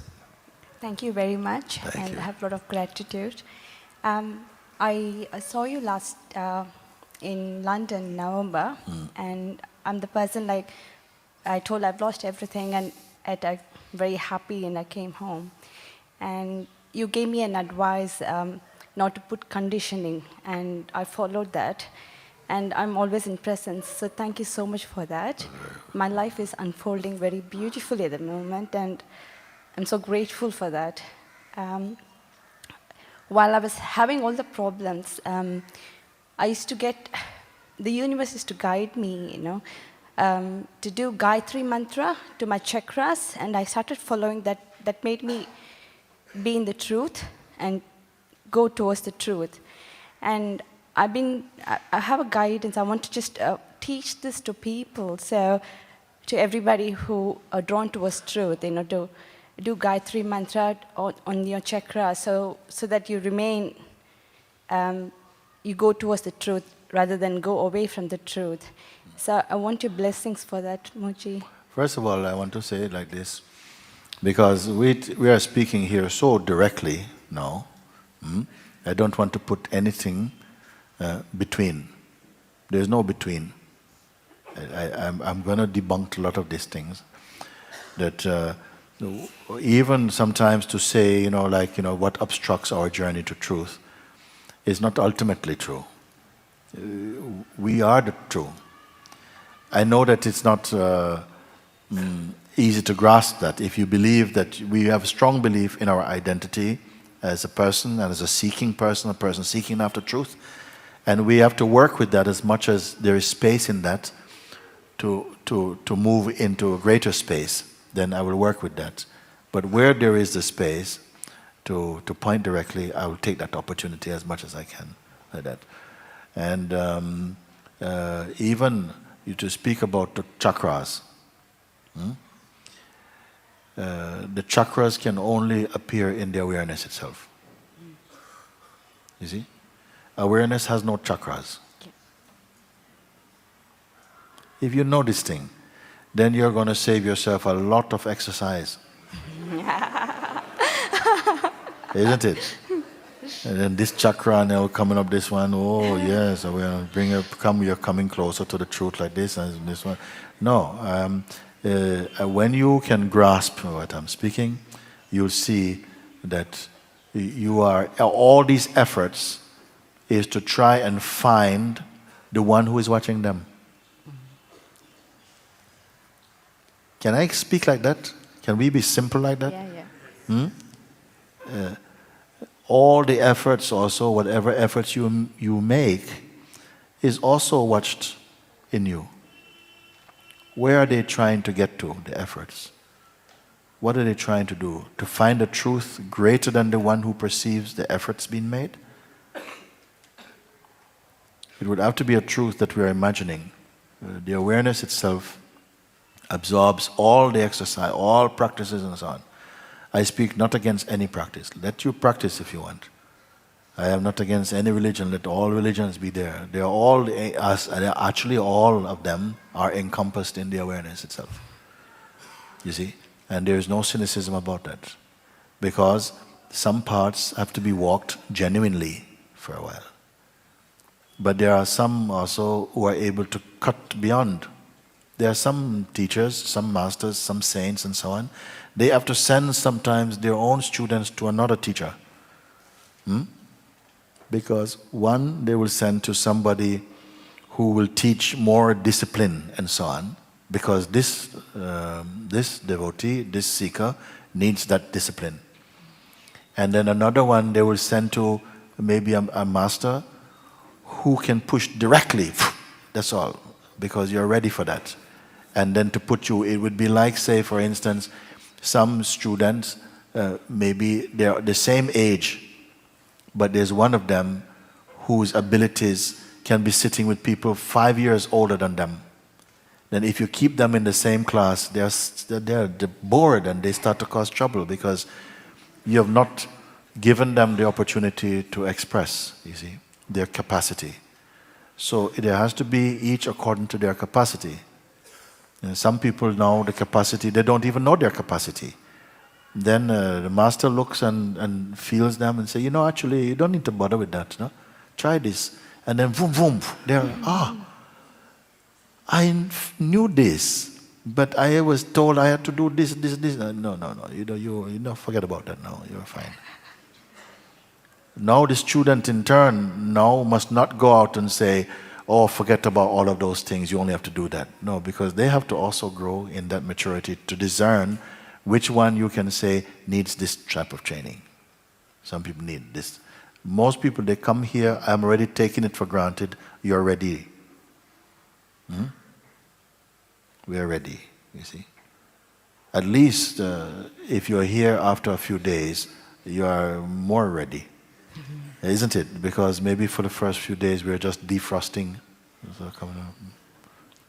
and slowly the mind is coming into the energy field of the heart vibration, what I call heart vibration.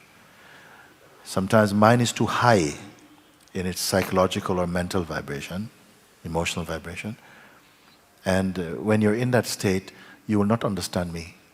I'll just see like I'm talking mumbo jumbo over you.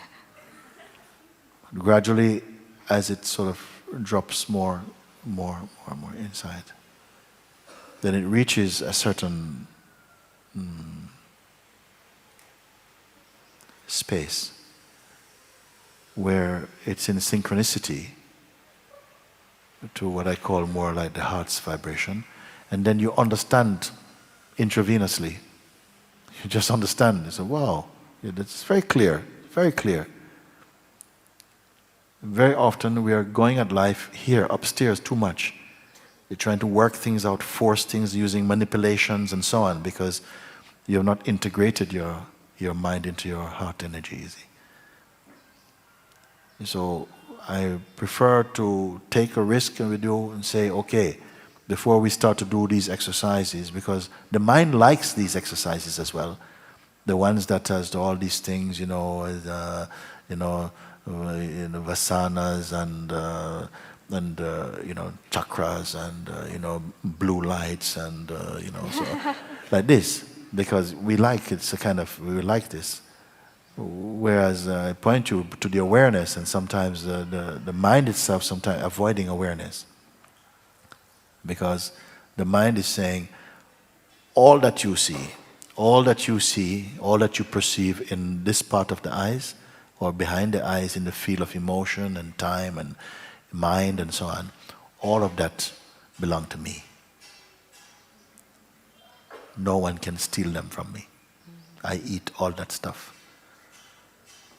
But I cannot eat awareness, you see. Awareness neutralizes my power. You see. So I prefer to get you into this place where that psychological mind, it has no power against you. And so this feeling of putting a condition between the self and the self, I don't want to do it. Sometimes we have to say, okay, maybe some of this work, but the idea of getting you more towards the self, for me, it's not so appealing, Not so appealing to get you more towards the self, When I look at you, I'm looking at the self. When you speak, you are saying that you're not the self. And then we say, okay, let's see where we meet about this. And why we think we are not yet the self. Then I can see why, and very clearly also you can see, that it is a lot to do with our conditioning and belief and like this. So I don't want to put more beliefs there. I want to say if we can bypass belief into direct experience, is better. Then you can see from your heart, no?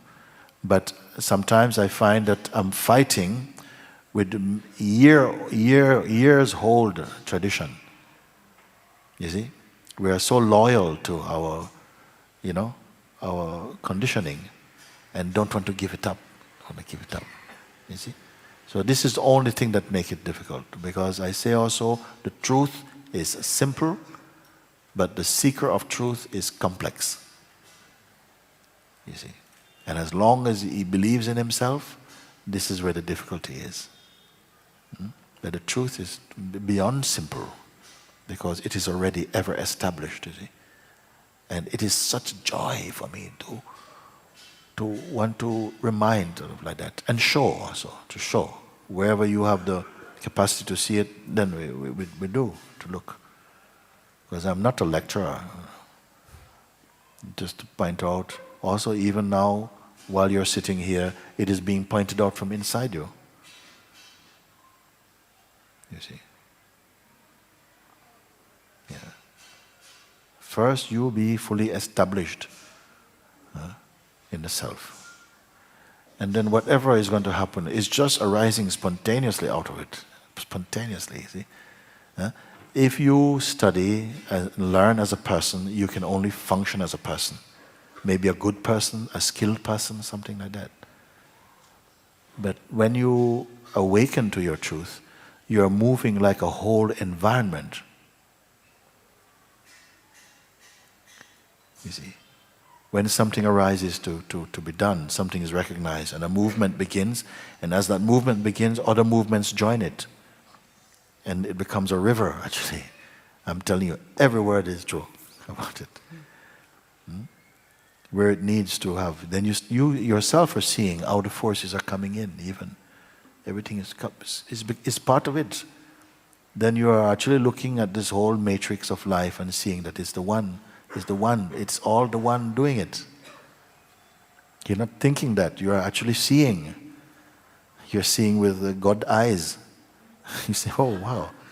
Then what does little me have to do anything at all? It's all being done.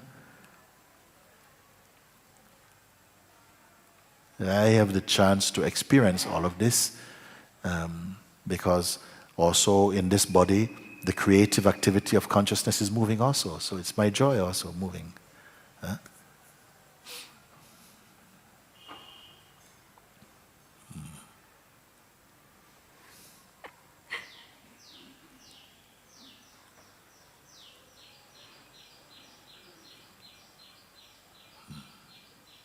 It would be my heart's joy if every single one whose heart was open to it find it here and discover.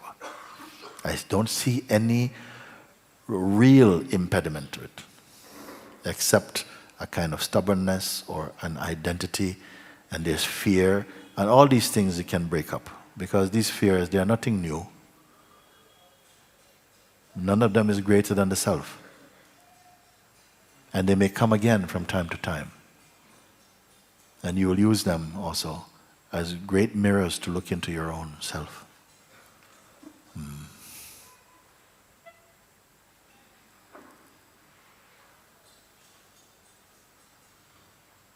It's going to be a very great season here. Has to be.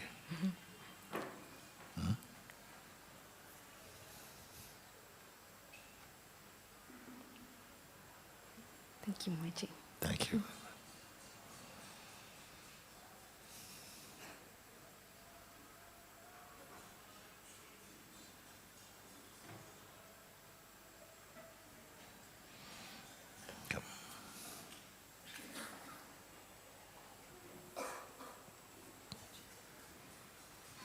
Okay.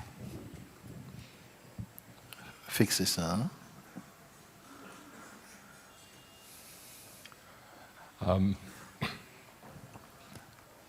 Thank you.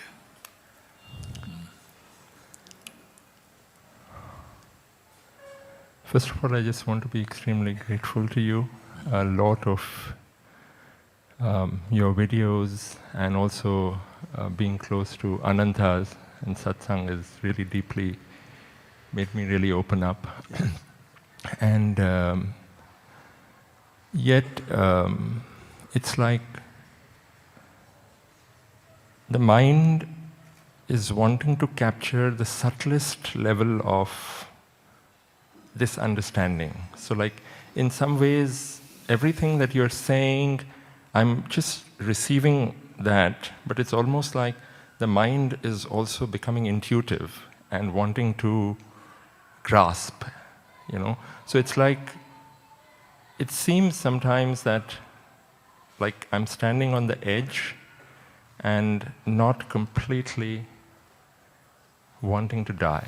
I just want to know, if the mind is wanting to know all these things, what is so bad about it? I just want to know. Mm-hmm. If your mind wants to know, you know, like to really understand this, the mind wants to really understand it. Is it like this or some other thing? Does the mind, you say mind really, I see my mind working to really, or is it just up to some mischief? Because sometimes people say, my mind is want to take credit for it. The mind wants to take credit, like it did something, and now it's, you know, I'm so good. Look how good we're doing, Baba. Oh, very good. You see, so like that. Thank you. Or what is the trouble?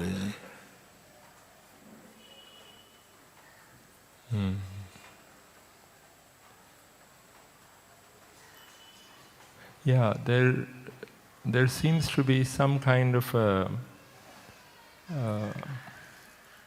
wanting to be something, to take, yeah, that kind of, you know, sometimes.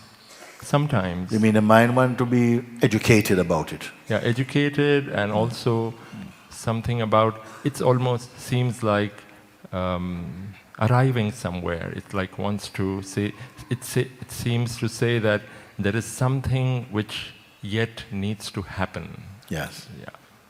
Who is it speaking to?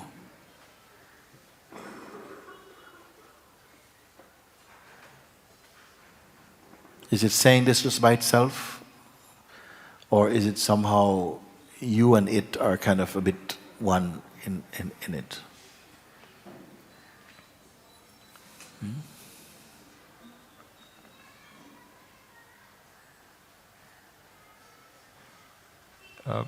It's sometimes there seems to be like a one, you know, it happening, and there's just a allowing of it. But also sometimes it seems to be talking to itself, because it's there is a perception of a pain, you know, and a tasting, and all of that, rather than just like a dissolution into, you know, what you said about just being the honey. You have to be empty to be this honey. Yeah. The emptiness is there, you see. And somehow the person is being dissolved somehow through their own satsang into this emptiness. Right. And when I use the word emptiness, I'm careful, because also sometimes I say, don't give it to your mind. Don't give it to Google. Yeah. What is empty? Oh, yeah. Oh, that is empty. Not like that. Something is becoming just like a kind of neutral, a kind of neutrality is here. Yeah. Even the person gets neutralized in the neutrality even. What is remaining is just a sense of presence. And it's not particularly personal. Personal sense is somehow discerned in it, but it doesn't have any power. It's like an unlit incense. You know, a little smell, but no big deal. So the ego doesn't get lit up anymore, because you're just the presence. Yeah. Presence is there. So perceiving is actually functioning naturally. There's a functioning of perception, and there's awareness of this perceiving, like that. Yeah. Yeah? The thing is, we have not been educated to give any value to this. Value is done about acquiring something, becoming more bigger, knowing more, and getting like this, you see? So this fundamental sense is overlooked. It's not given any value because what? We cannot make any money out of it, and we cannot, you know? So that type of mind that wants to get something, to be somebody, it doesn't give any value to that. Right. And in fact, you cannot give any value to it. It's priceless, in fact. And so this state of the neutrality that I speak about, it is somehow the most pure. Yeah. From there, what your mind is saying and doing, it doesn't just become insignificant.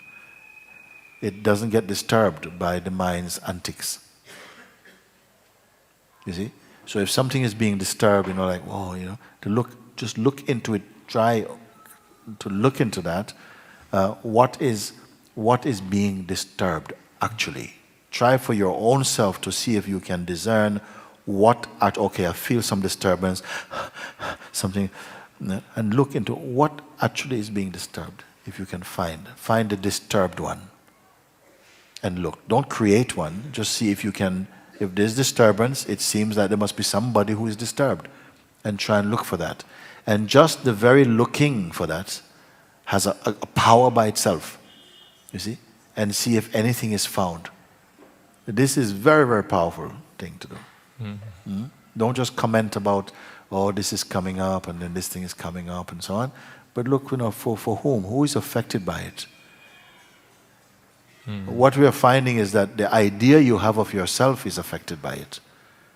The idea you have of who you are or how you should be is affected by some thoughts that is not somehow cooperating with your projections. Yeah. And something gets disturbed. But the whole thing is observed in the awareness, but it itself is not disturbed by any of it. It doesn't even care to write anything down. It's nothing at all.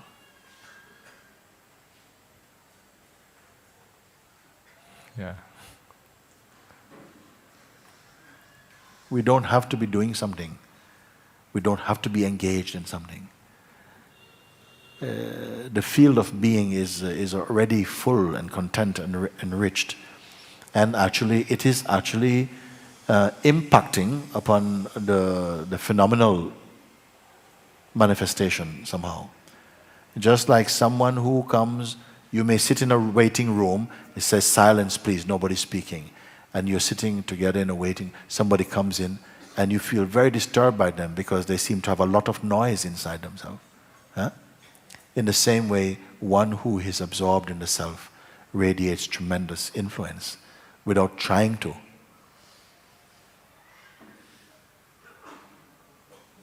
This thing. So sometimes people feel like, but that's just being very passive, you're not doing anything, you're just sitting around, what are you doing? When actually your presence is having such a tremendous influence on your environment, on people, on the plants, everything actually. Some of you maybe don't believe that, but I'm telling you what is seen, in fact, and experienced. You see? Yeah. They don't mind so much of the mind. Yeah. It can only, a thought can only disturb a thought.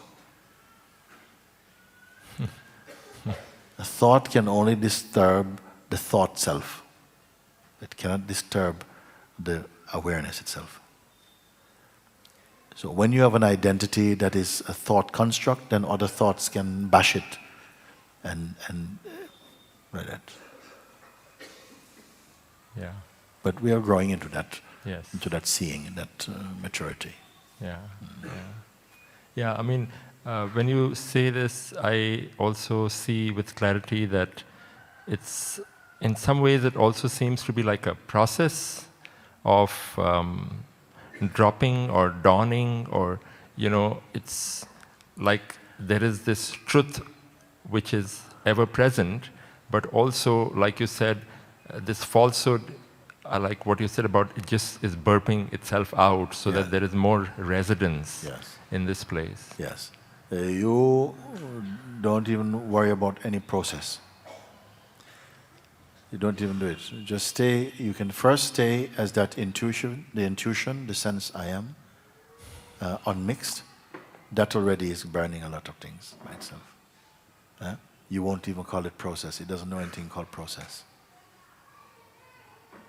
Automatically, everything is being harmonized because of it. If you think of process, you go back, then your mind has a certain notion of process and procedures, and then you're in again procedure when you miss the self, and the self is here.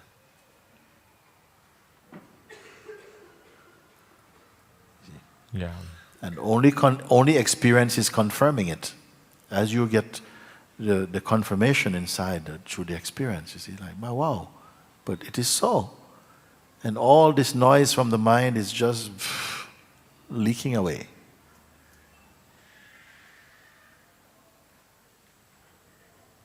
Yeah. Thank you. Okay. Thank you. Thank you.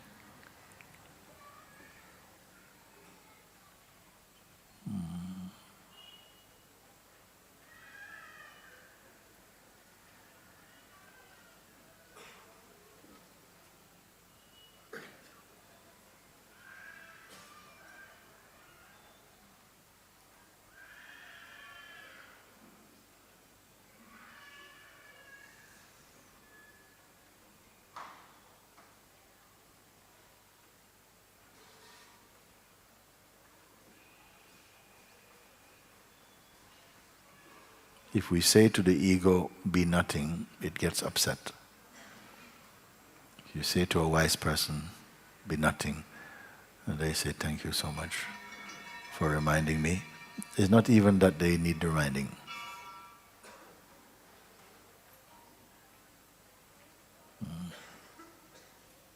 We'll take one more, and then we come, please.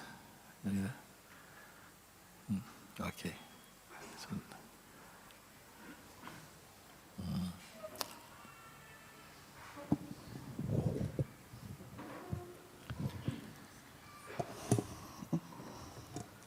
Firstly, thank you, Moji, for coming. I'm extremely overwhelmed to see you in person. I started hearing you since last time that you were here in Rishikesh. And ever since, it's been a great journey of seeing, perceiving, and also getting flown and blown by it.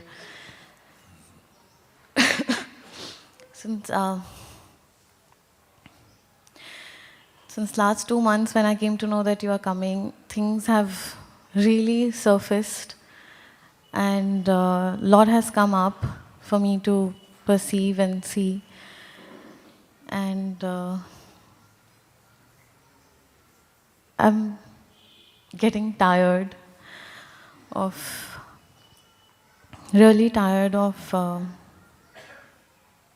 my identity, and which calls for the attention and the attraction and the dependency of love on others. I'm tired of my physical illnesses, which I keep manifesting through my mind, that through anxiety, and even coming here was such a big test that I was extremely unwell for the last 3 days, and so much that I had no energy to even come here. Yes.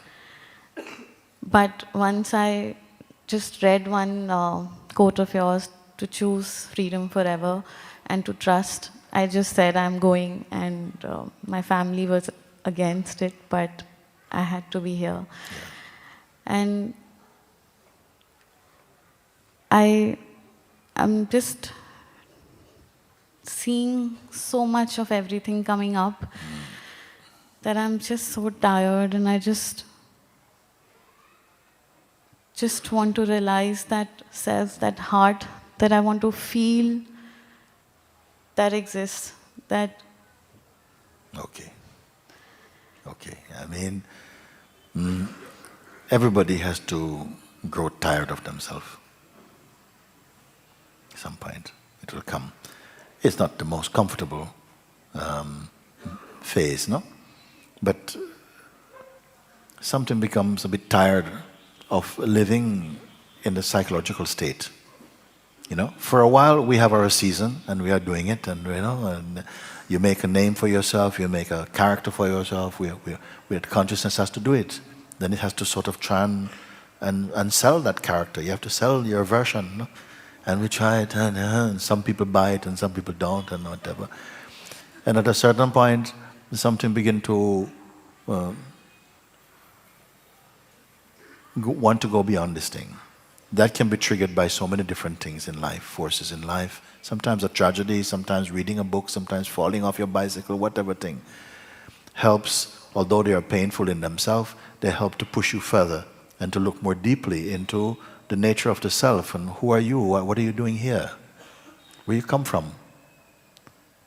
You see, all these things, these questions perhaps begin to emerge inside the human psyche, And this brought you, and then now you say, as a perhaps a result of satsang, first you begin to feel the space of the self.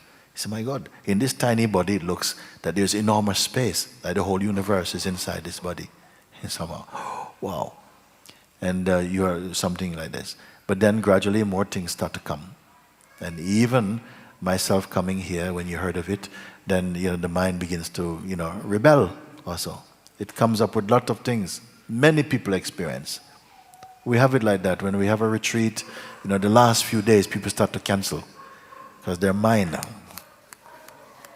take that, take this, and they say, okay, I stay. They give in.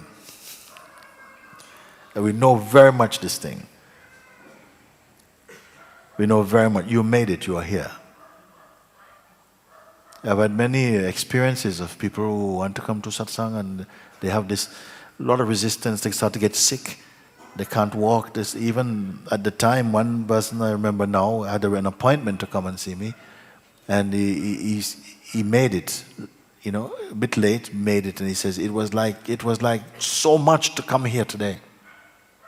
My illness was much more strong than usual. And I said, but this is strange. How can it be like this? Something is like there's a power, some power in us seems to work to try and keep you limited as a person, to keep the attention only upon the personal existence, upon material existence, physical existence. And there's another power here that is calling you home to your fullness, to your freedom, to your life. No? And these battles begin when anyone comes to search for truth. Because we don't know how much we have absorbed and imbibed somehow. How much negative conditioning, how much nonsense we've picked up. So as you start to come to satsang, this is coming up. And I said, this is your good fortune. Because you used the word process not long ago. What may have taken you another 10, 15 years, or maybe another lifetime, another 2 lifetimes, in satsang is getting processed in a much faster way. And then sometimes in a few days, all that is thrown out. But it can be dynamic, it can be vigorous, it can be painful, but small price to pay for freedom. So when you come like this, come with this lion attitude. You come, say, it don't matter what happened because I have to get this, I have to get this. I don't want to turn back halfway. Something has called you. And that which called you is no distance from you. It's distanceless, in fact. The distance is created in the mind itself. And you're finding that you come, and sometimes your family cannot help you. They even obstruct you. Because they have a certain version of you in their mind, and they want sometimes a projection. Not all families. Some people are here, all family here. But there are some cases where people, even though they love you, they try to block because they feel you're going away from them or you're going to become something strange. So not everyone is going to encourage you in this journey. Sometimes they block. You say, "What? We don't like what's happening to you. You're going to start spending a lot of time on your own and all this kind of meditation stuff, and then you're strange, or whatever." Why would someone want to obstruct a human being in this vast sea of billions of human beings, one who is called to freedom? Not political freedom, but the freedom to be who you are, to come home to the fullness, to realize the fullness of yourself. Why would anybody want to obstruct? Only out of ignorance. Out of their own ignorance they would do it. And even here you must fight for your freedom, you see, like that. Because they in turn will benefit from your freedom, from your light. And when I said to you before, if you do what is right in your heart, it cannot turn out to be wrong for others. Because the truth, it feeds everyone. Don't pay attention to the reactions in the beginning. You have to be stronger than that. You have to be strong. You cannot be just a weakling. Because the forces of the mind, of the psychological mind, they're going to come up against you. Yeah. And they will fight to to sabotage your freedom. So you must fight, but this fight does not have to be a long drawn out suffering. It can be, depending upon the strength of your conviction and of your determination, it can be a short thing also. So you already felt how much resistance comes also to come to satsang. If you're going to go to some party in Goa, maybe a lot of things come to help you to go. But you come to search for something which is profoundly true. And, you see? So this is a clue. A clue. What kind of force is this? You would think that the universe would help. No? And it does. But we have to face sometimes the psychological resistance that come first. So you're here. You're on board with that. So now inside you there is an impatience. I want now. I don't want to go back. I don't want to go over already conquered ground. Now I just want to finish up now. And sometimes it takes a while to come here so that you grow in strength, you grow in your conviction. You exercise your determination for this. You see? That's very good. So, Muji, just asking for the grace and the blessings so that I can realize and get liberated from this, because for the last 2-3 months, it's just on all fronts of physical, mental, emotional. I have seen it's been upheavalings that's happening, and I just... They are going to become the birth pains for your own realization. Sometimes you have to, like I say, you have to win yourself back. If you are just going to continue being misaverage, then maybe you don't feel any obstruction, you see. If you're just going along in your own groove, that's fine. But you want to break free from something, then you feel the binding ropes of the mind, of past, of all these things. So you must first taste them, feel their strength, no? And then you will find greater strength will come in you. You see.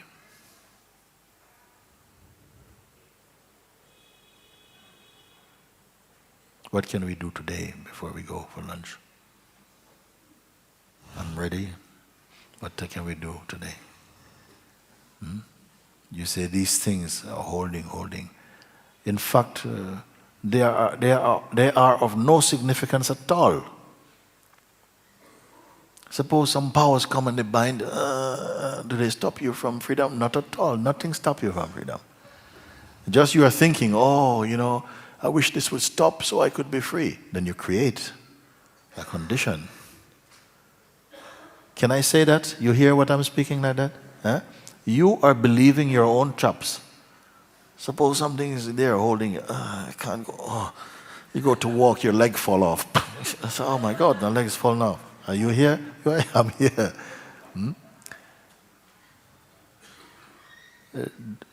Sometimes these things that come, and you have to hold on to the undivided being. So many obstacles stop me from coming here. But where did they come from? From which place? They come also from outside, from inside you. You see? And even the way your parents, your grandparents, your friends may behave is a bit linked to your psychological identity. You see? Maybe you feel responsible, I'm going to be letting them down, I don't want to hurt their feelings. And we understand this. But to what extent will you go? You see? You have to say, Mother, Father, I know you want what is best for me, but here you must trust me.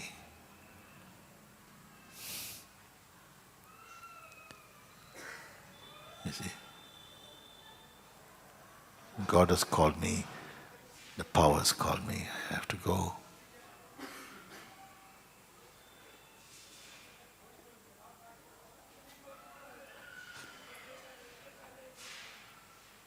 How many mothers and fathers we've had.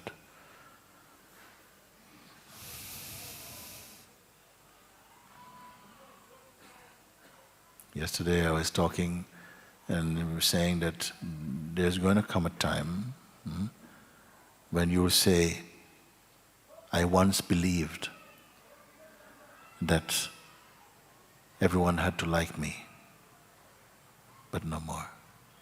I once believed I had to be just the best person I could be in order to be free, but no more. I once believed that, I had to first do everything I need to do in the world. And then once I've done that and I'm satisfied, then I could turn my attention to spirituality. I once believed that. I once believed that it was up to someone else to make me happy. I once believed that. Of course I can be happy with other beings, but I cannot depend upon that. I once believed that I was not worthy, but I saw now that that was nonsense.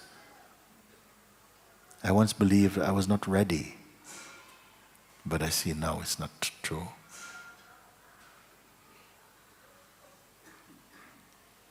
You see? I once believed that I had to practice more, meditate longer, be more sincere. But I saw it's not like that. Life is not so cruel. I believed many things that were not true. Then I realized nothing obstructs me.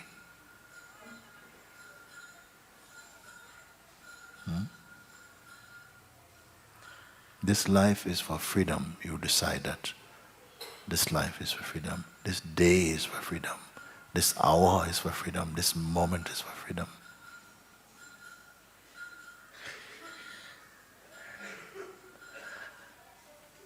And even if the whole world should turn its back on you, something inside will tell you, you're just fine with me.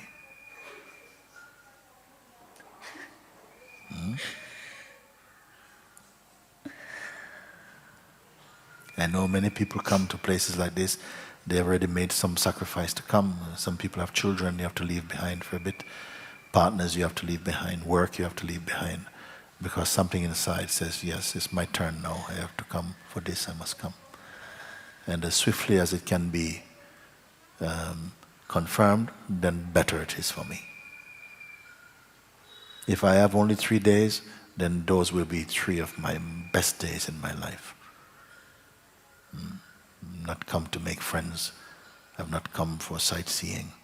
I'm not a spiritual tourist. I've come only for myself, for my freedom.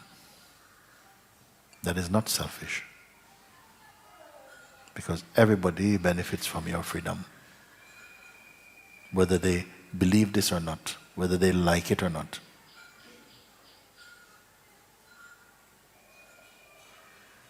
enough books we have read, enough holy sites we have seen.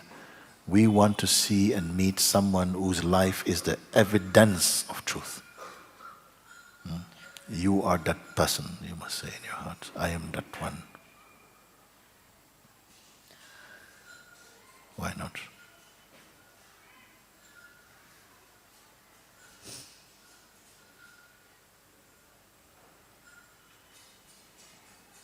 I have not seen any human being who does not look like the self in my heart.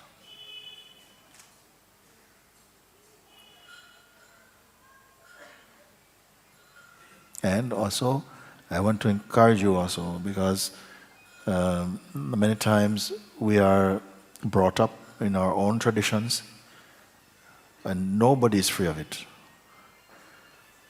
So our conditioning is very tribal, or even our spiritual conditioning is tribal, you see.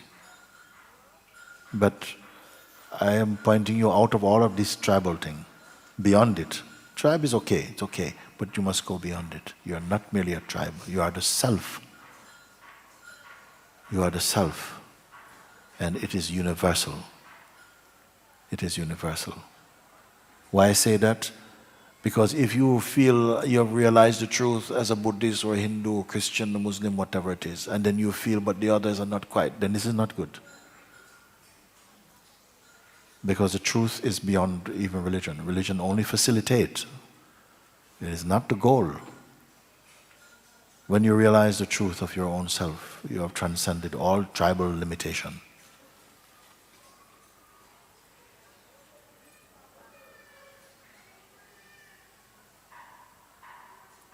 And yet you are not against anybody. In fact, you are for all of existence. Because you are one with it. So don't miss any moment. Whether you put a question or not, where you're sitting here, let your heart be fully for this. You see.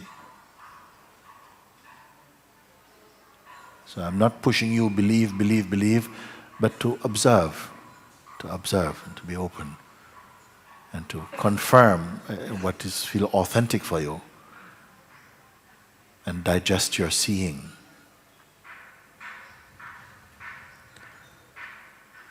And every good force is with you, but some bad force is also there too. And you must transcend their influence. Those that bring you again into division, into fear, into lethargicness, into resistance. You must identify them and don't identify with them. Disidentify from them.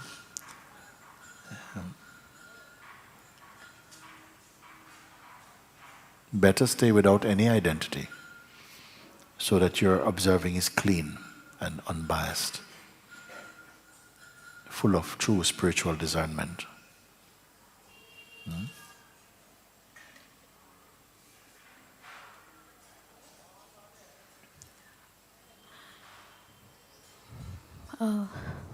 Moji, when any of this comes up and I just look at it as an observer, as a witness to I ask, who's seeing it? And there's just, I don't know if we can describe it as space, but it's just an expansiveness. Yes. That in this expansiveness, who are you? Where are you? What are you? You say, when you look into anything that come up, and who really am I in this perceiving? Where am I? What am I? You say a space appears, no? So the space also is perceived. The space is also perceived. Is there you in the space? Is there you in the space so that you can come out of the space? Where are you? Who are you? What are you? There's a space. And what is here? What is left of you? Is there a you there? And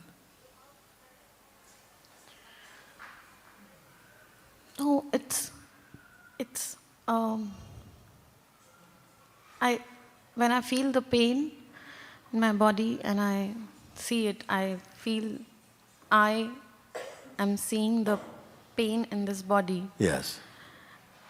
And I just see it, and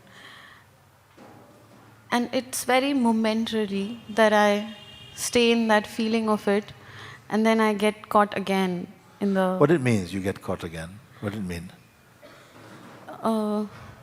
in the whole feeling of the pain. Yeah. If this pain, let's put it like that. We all know what pain like. We all feel it, pain, physical pain, emotional, psychological pain. No? You feel the pain is there. No? If it's a physical pain, I'm not asking you just to be brave. Oh, just feel the pain. No, if you want to take something, you may take something if you want, like that. But don't say, oh, the pain is bad and this is no, just the pain is there. Also, you can take a few minutes and just be aware of that. And some activity, some psychological activity wants to move around the pain and start to do something. And you need to watch this one. Because no phenomenon that happened for you by itself is what your mind tell you it is. The thing may happen. Suppose there's something, whoa, something like that. No? Then it's just this. Then soon the psychological, interpreting energies come and start to say, yeah, this is because, I am this, and it's because I did that, and so on. And that is what gives off the bad smell. No? So watch that, because the action itself can be happening. But don't buy into the interpretation. It's just coming out of habit and conditioning. Be aware of that. When you're aware of this, you're again back into clear space, clear thinking again. Something is there. The pain can still be there, but it won't be exaggerated pain, because the psychological tendencies wants to exaggerate and make it into something, but it's just that pain is there.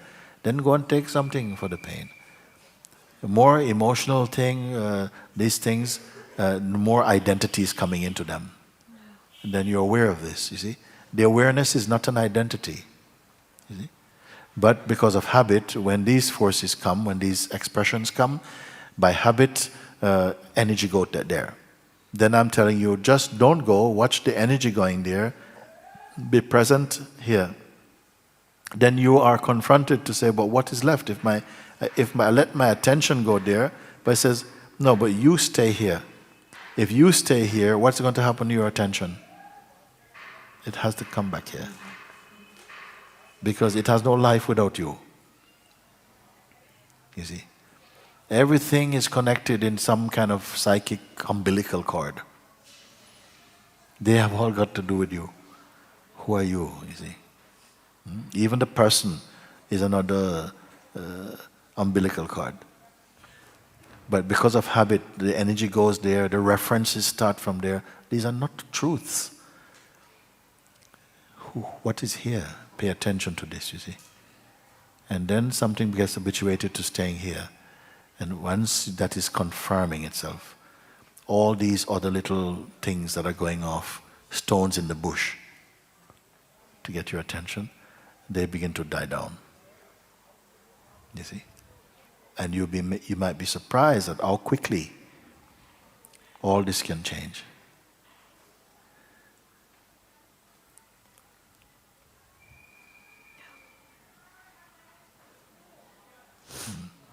You say, oh yes, and then I get caught again, and then I am. This is not the true. This I is not the real I. It's still contaminated. It's mixed in with a lot of personal identity. You see? So this is why I say that there's still space to observe that. When you observe this, don't keep saying I, because your I is your most sacred word. If you combine it with some nonsense thing, then in a way you create some duality not necessary. You may say these things are arising, in front of the I. But once you say, but they're happening to me, it's not good. If you say it in a kind of playful language, if you have understood it first in the depth, then the superficial language you can use. It will cause no harm. But if you don't know your depth and you use this language, it will feel like that is profound. And it's nothing, it's just you're making it up. Your mind is making it up. You see? All this stuff, we're going to burn them or not. Huh?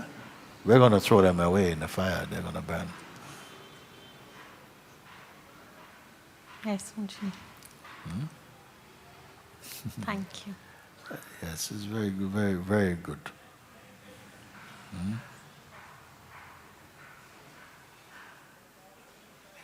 Very good.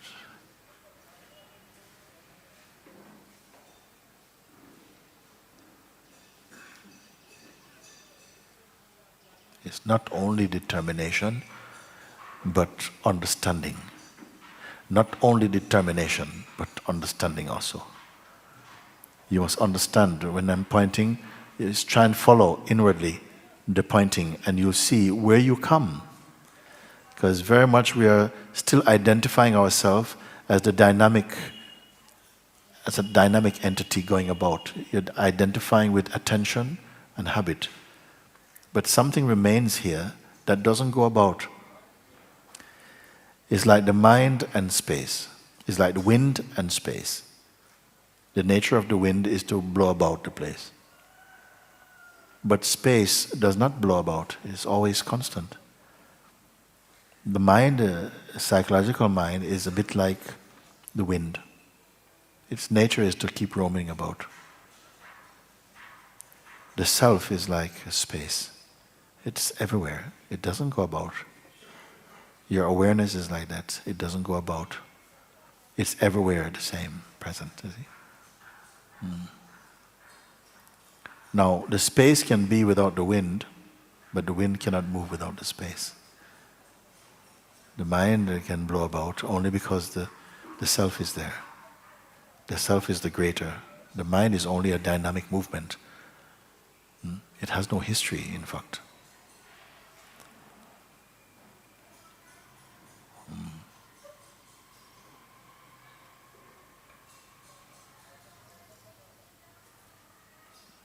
If we were called today to say, if it was totally available today, but you have no power how tomorrow will look, but what you are searching for in your heart is available today, who will be here for that?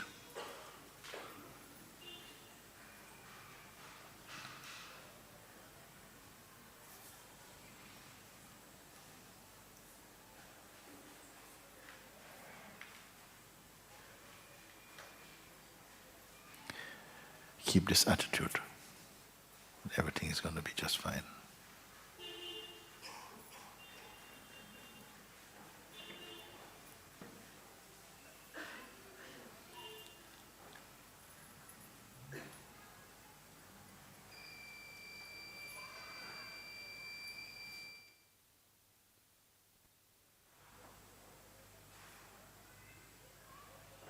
Before we leave, just be.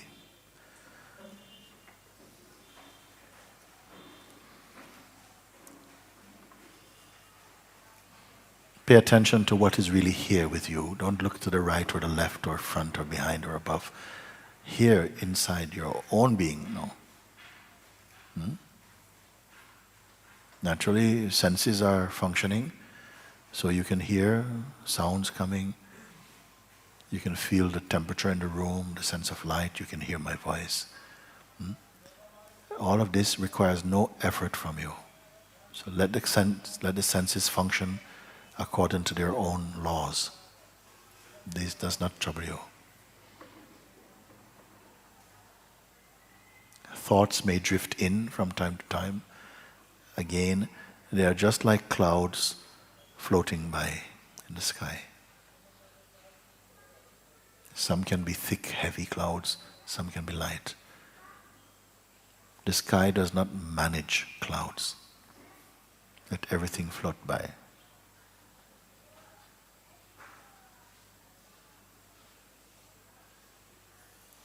There is something here which is not floating by. It is natural to each and every one here.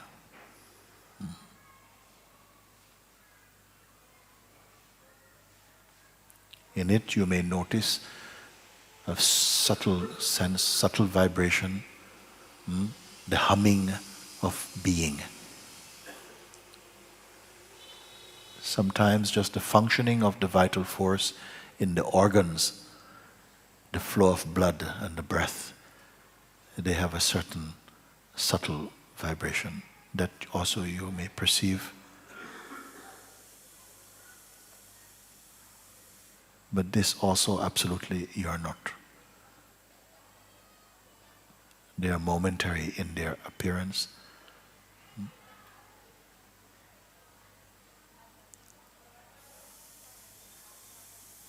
The beating heart does not perceive itself. It is perceived in your awareness.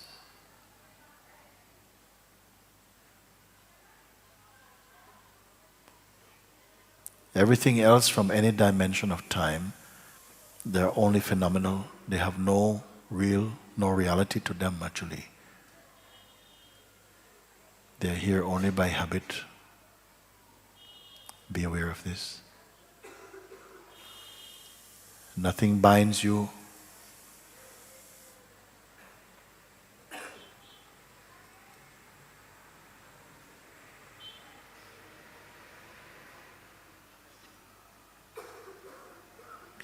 Don't hold on to any self-image or any intention. You can do this, it's not difficult. In fact, your natural state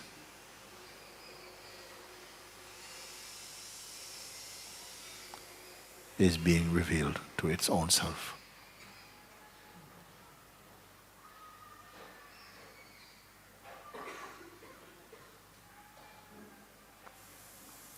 The tendencies of the mind or the attention to move in any direction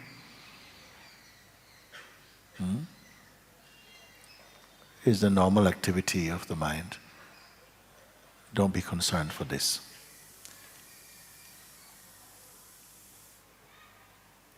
None of these things affect you.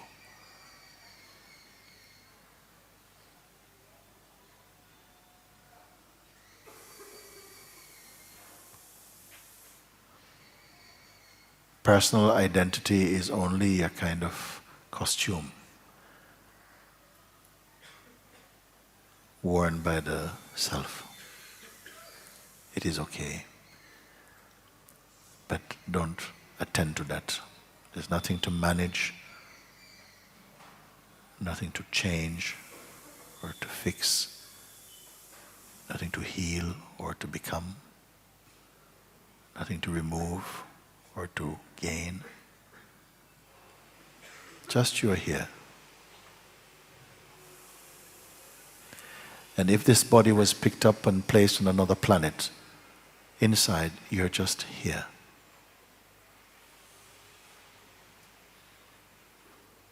If this body was picked up and moved into the middle of the Sahara Desert, still inside the same, you're just here. Know this here-ness.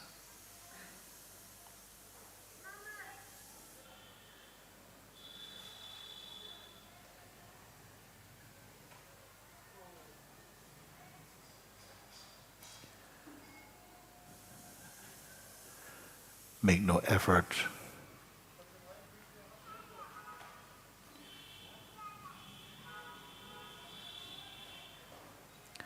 The feeling of next, what to do next, this is not important.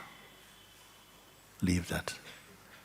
And then you see you're just here. Get used to this sense of just being. Just being.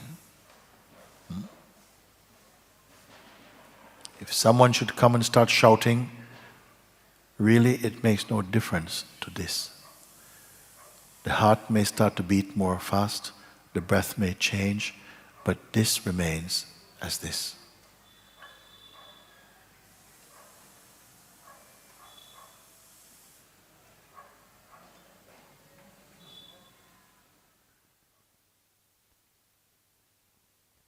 You, when you're not waiting for anything, not expecting,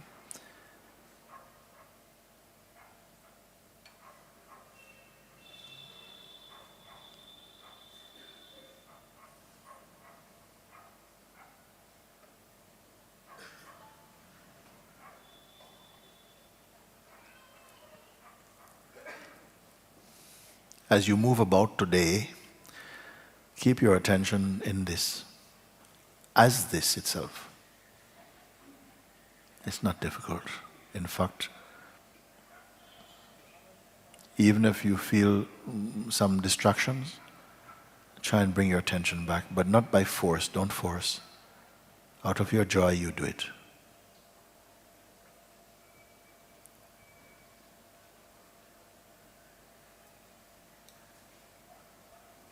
Very good.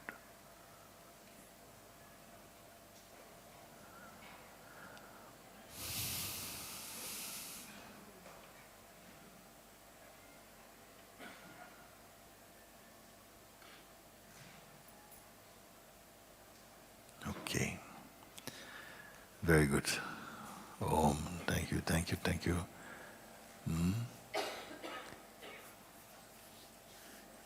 You will come and sing something? Okay.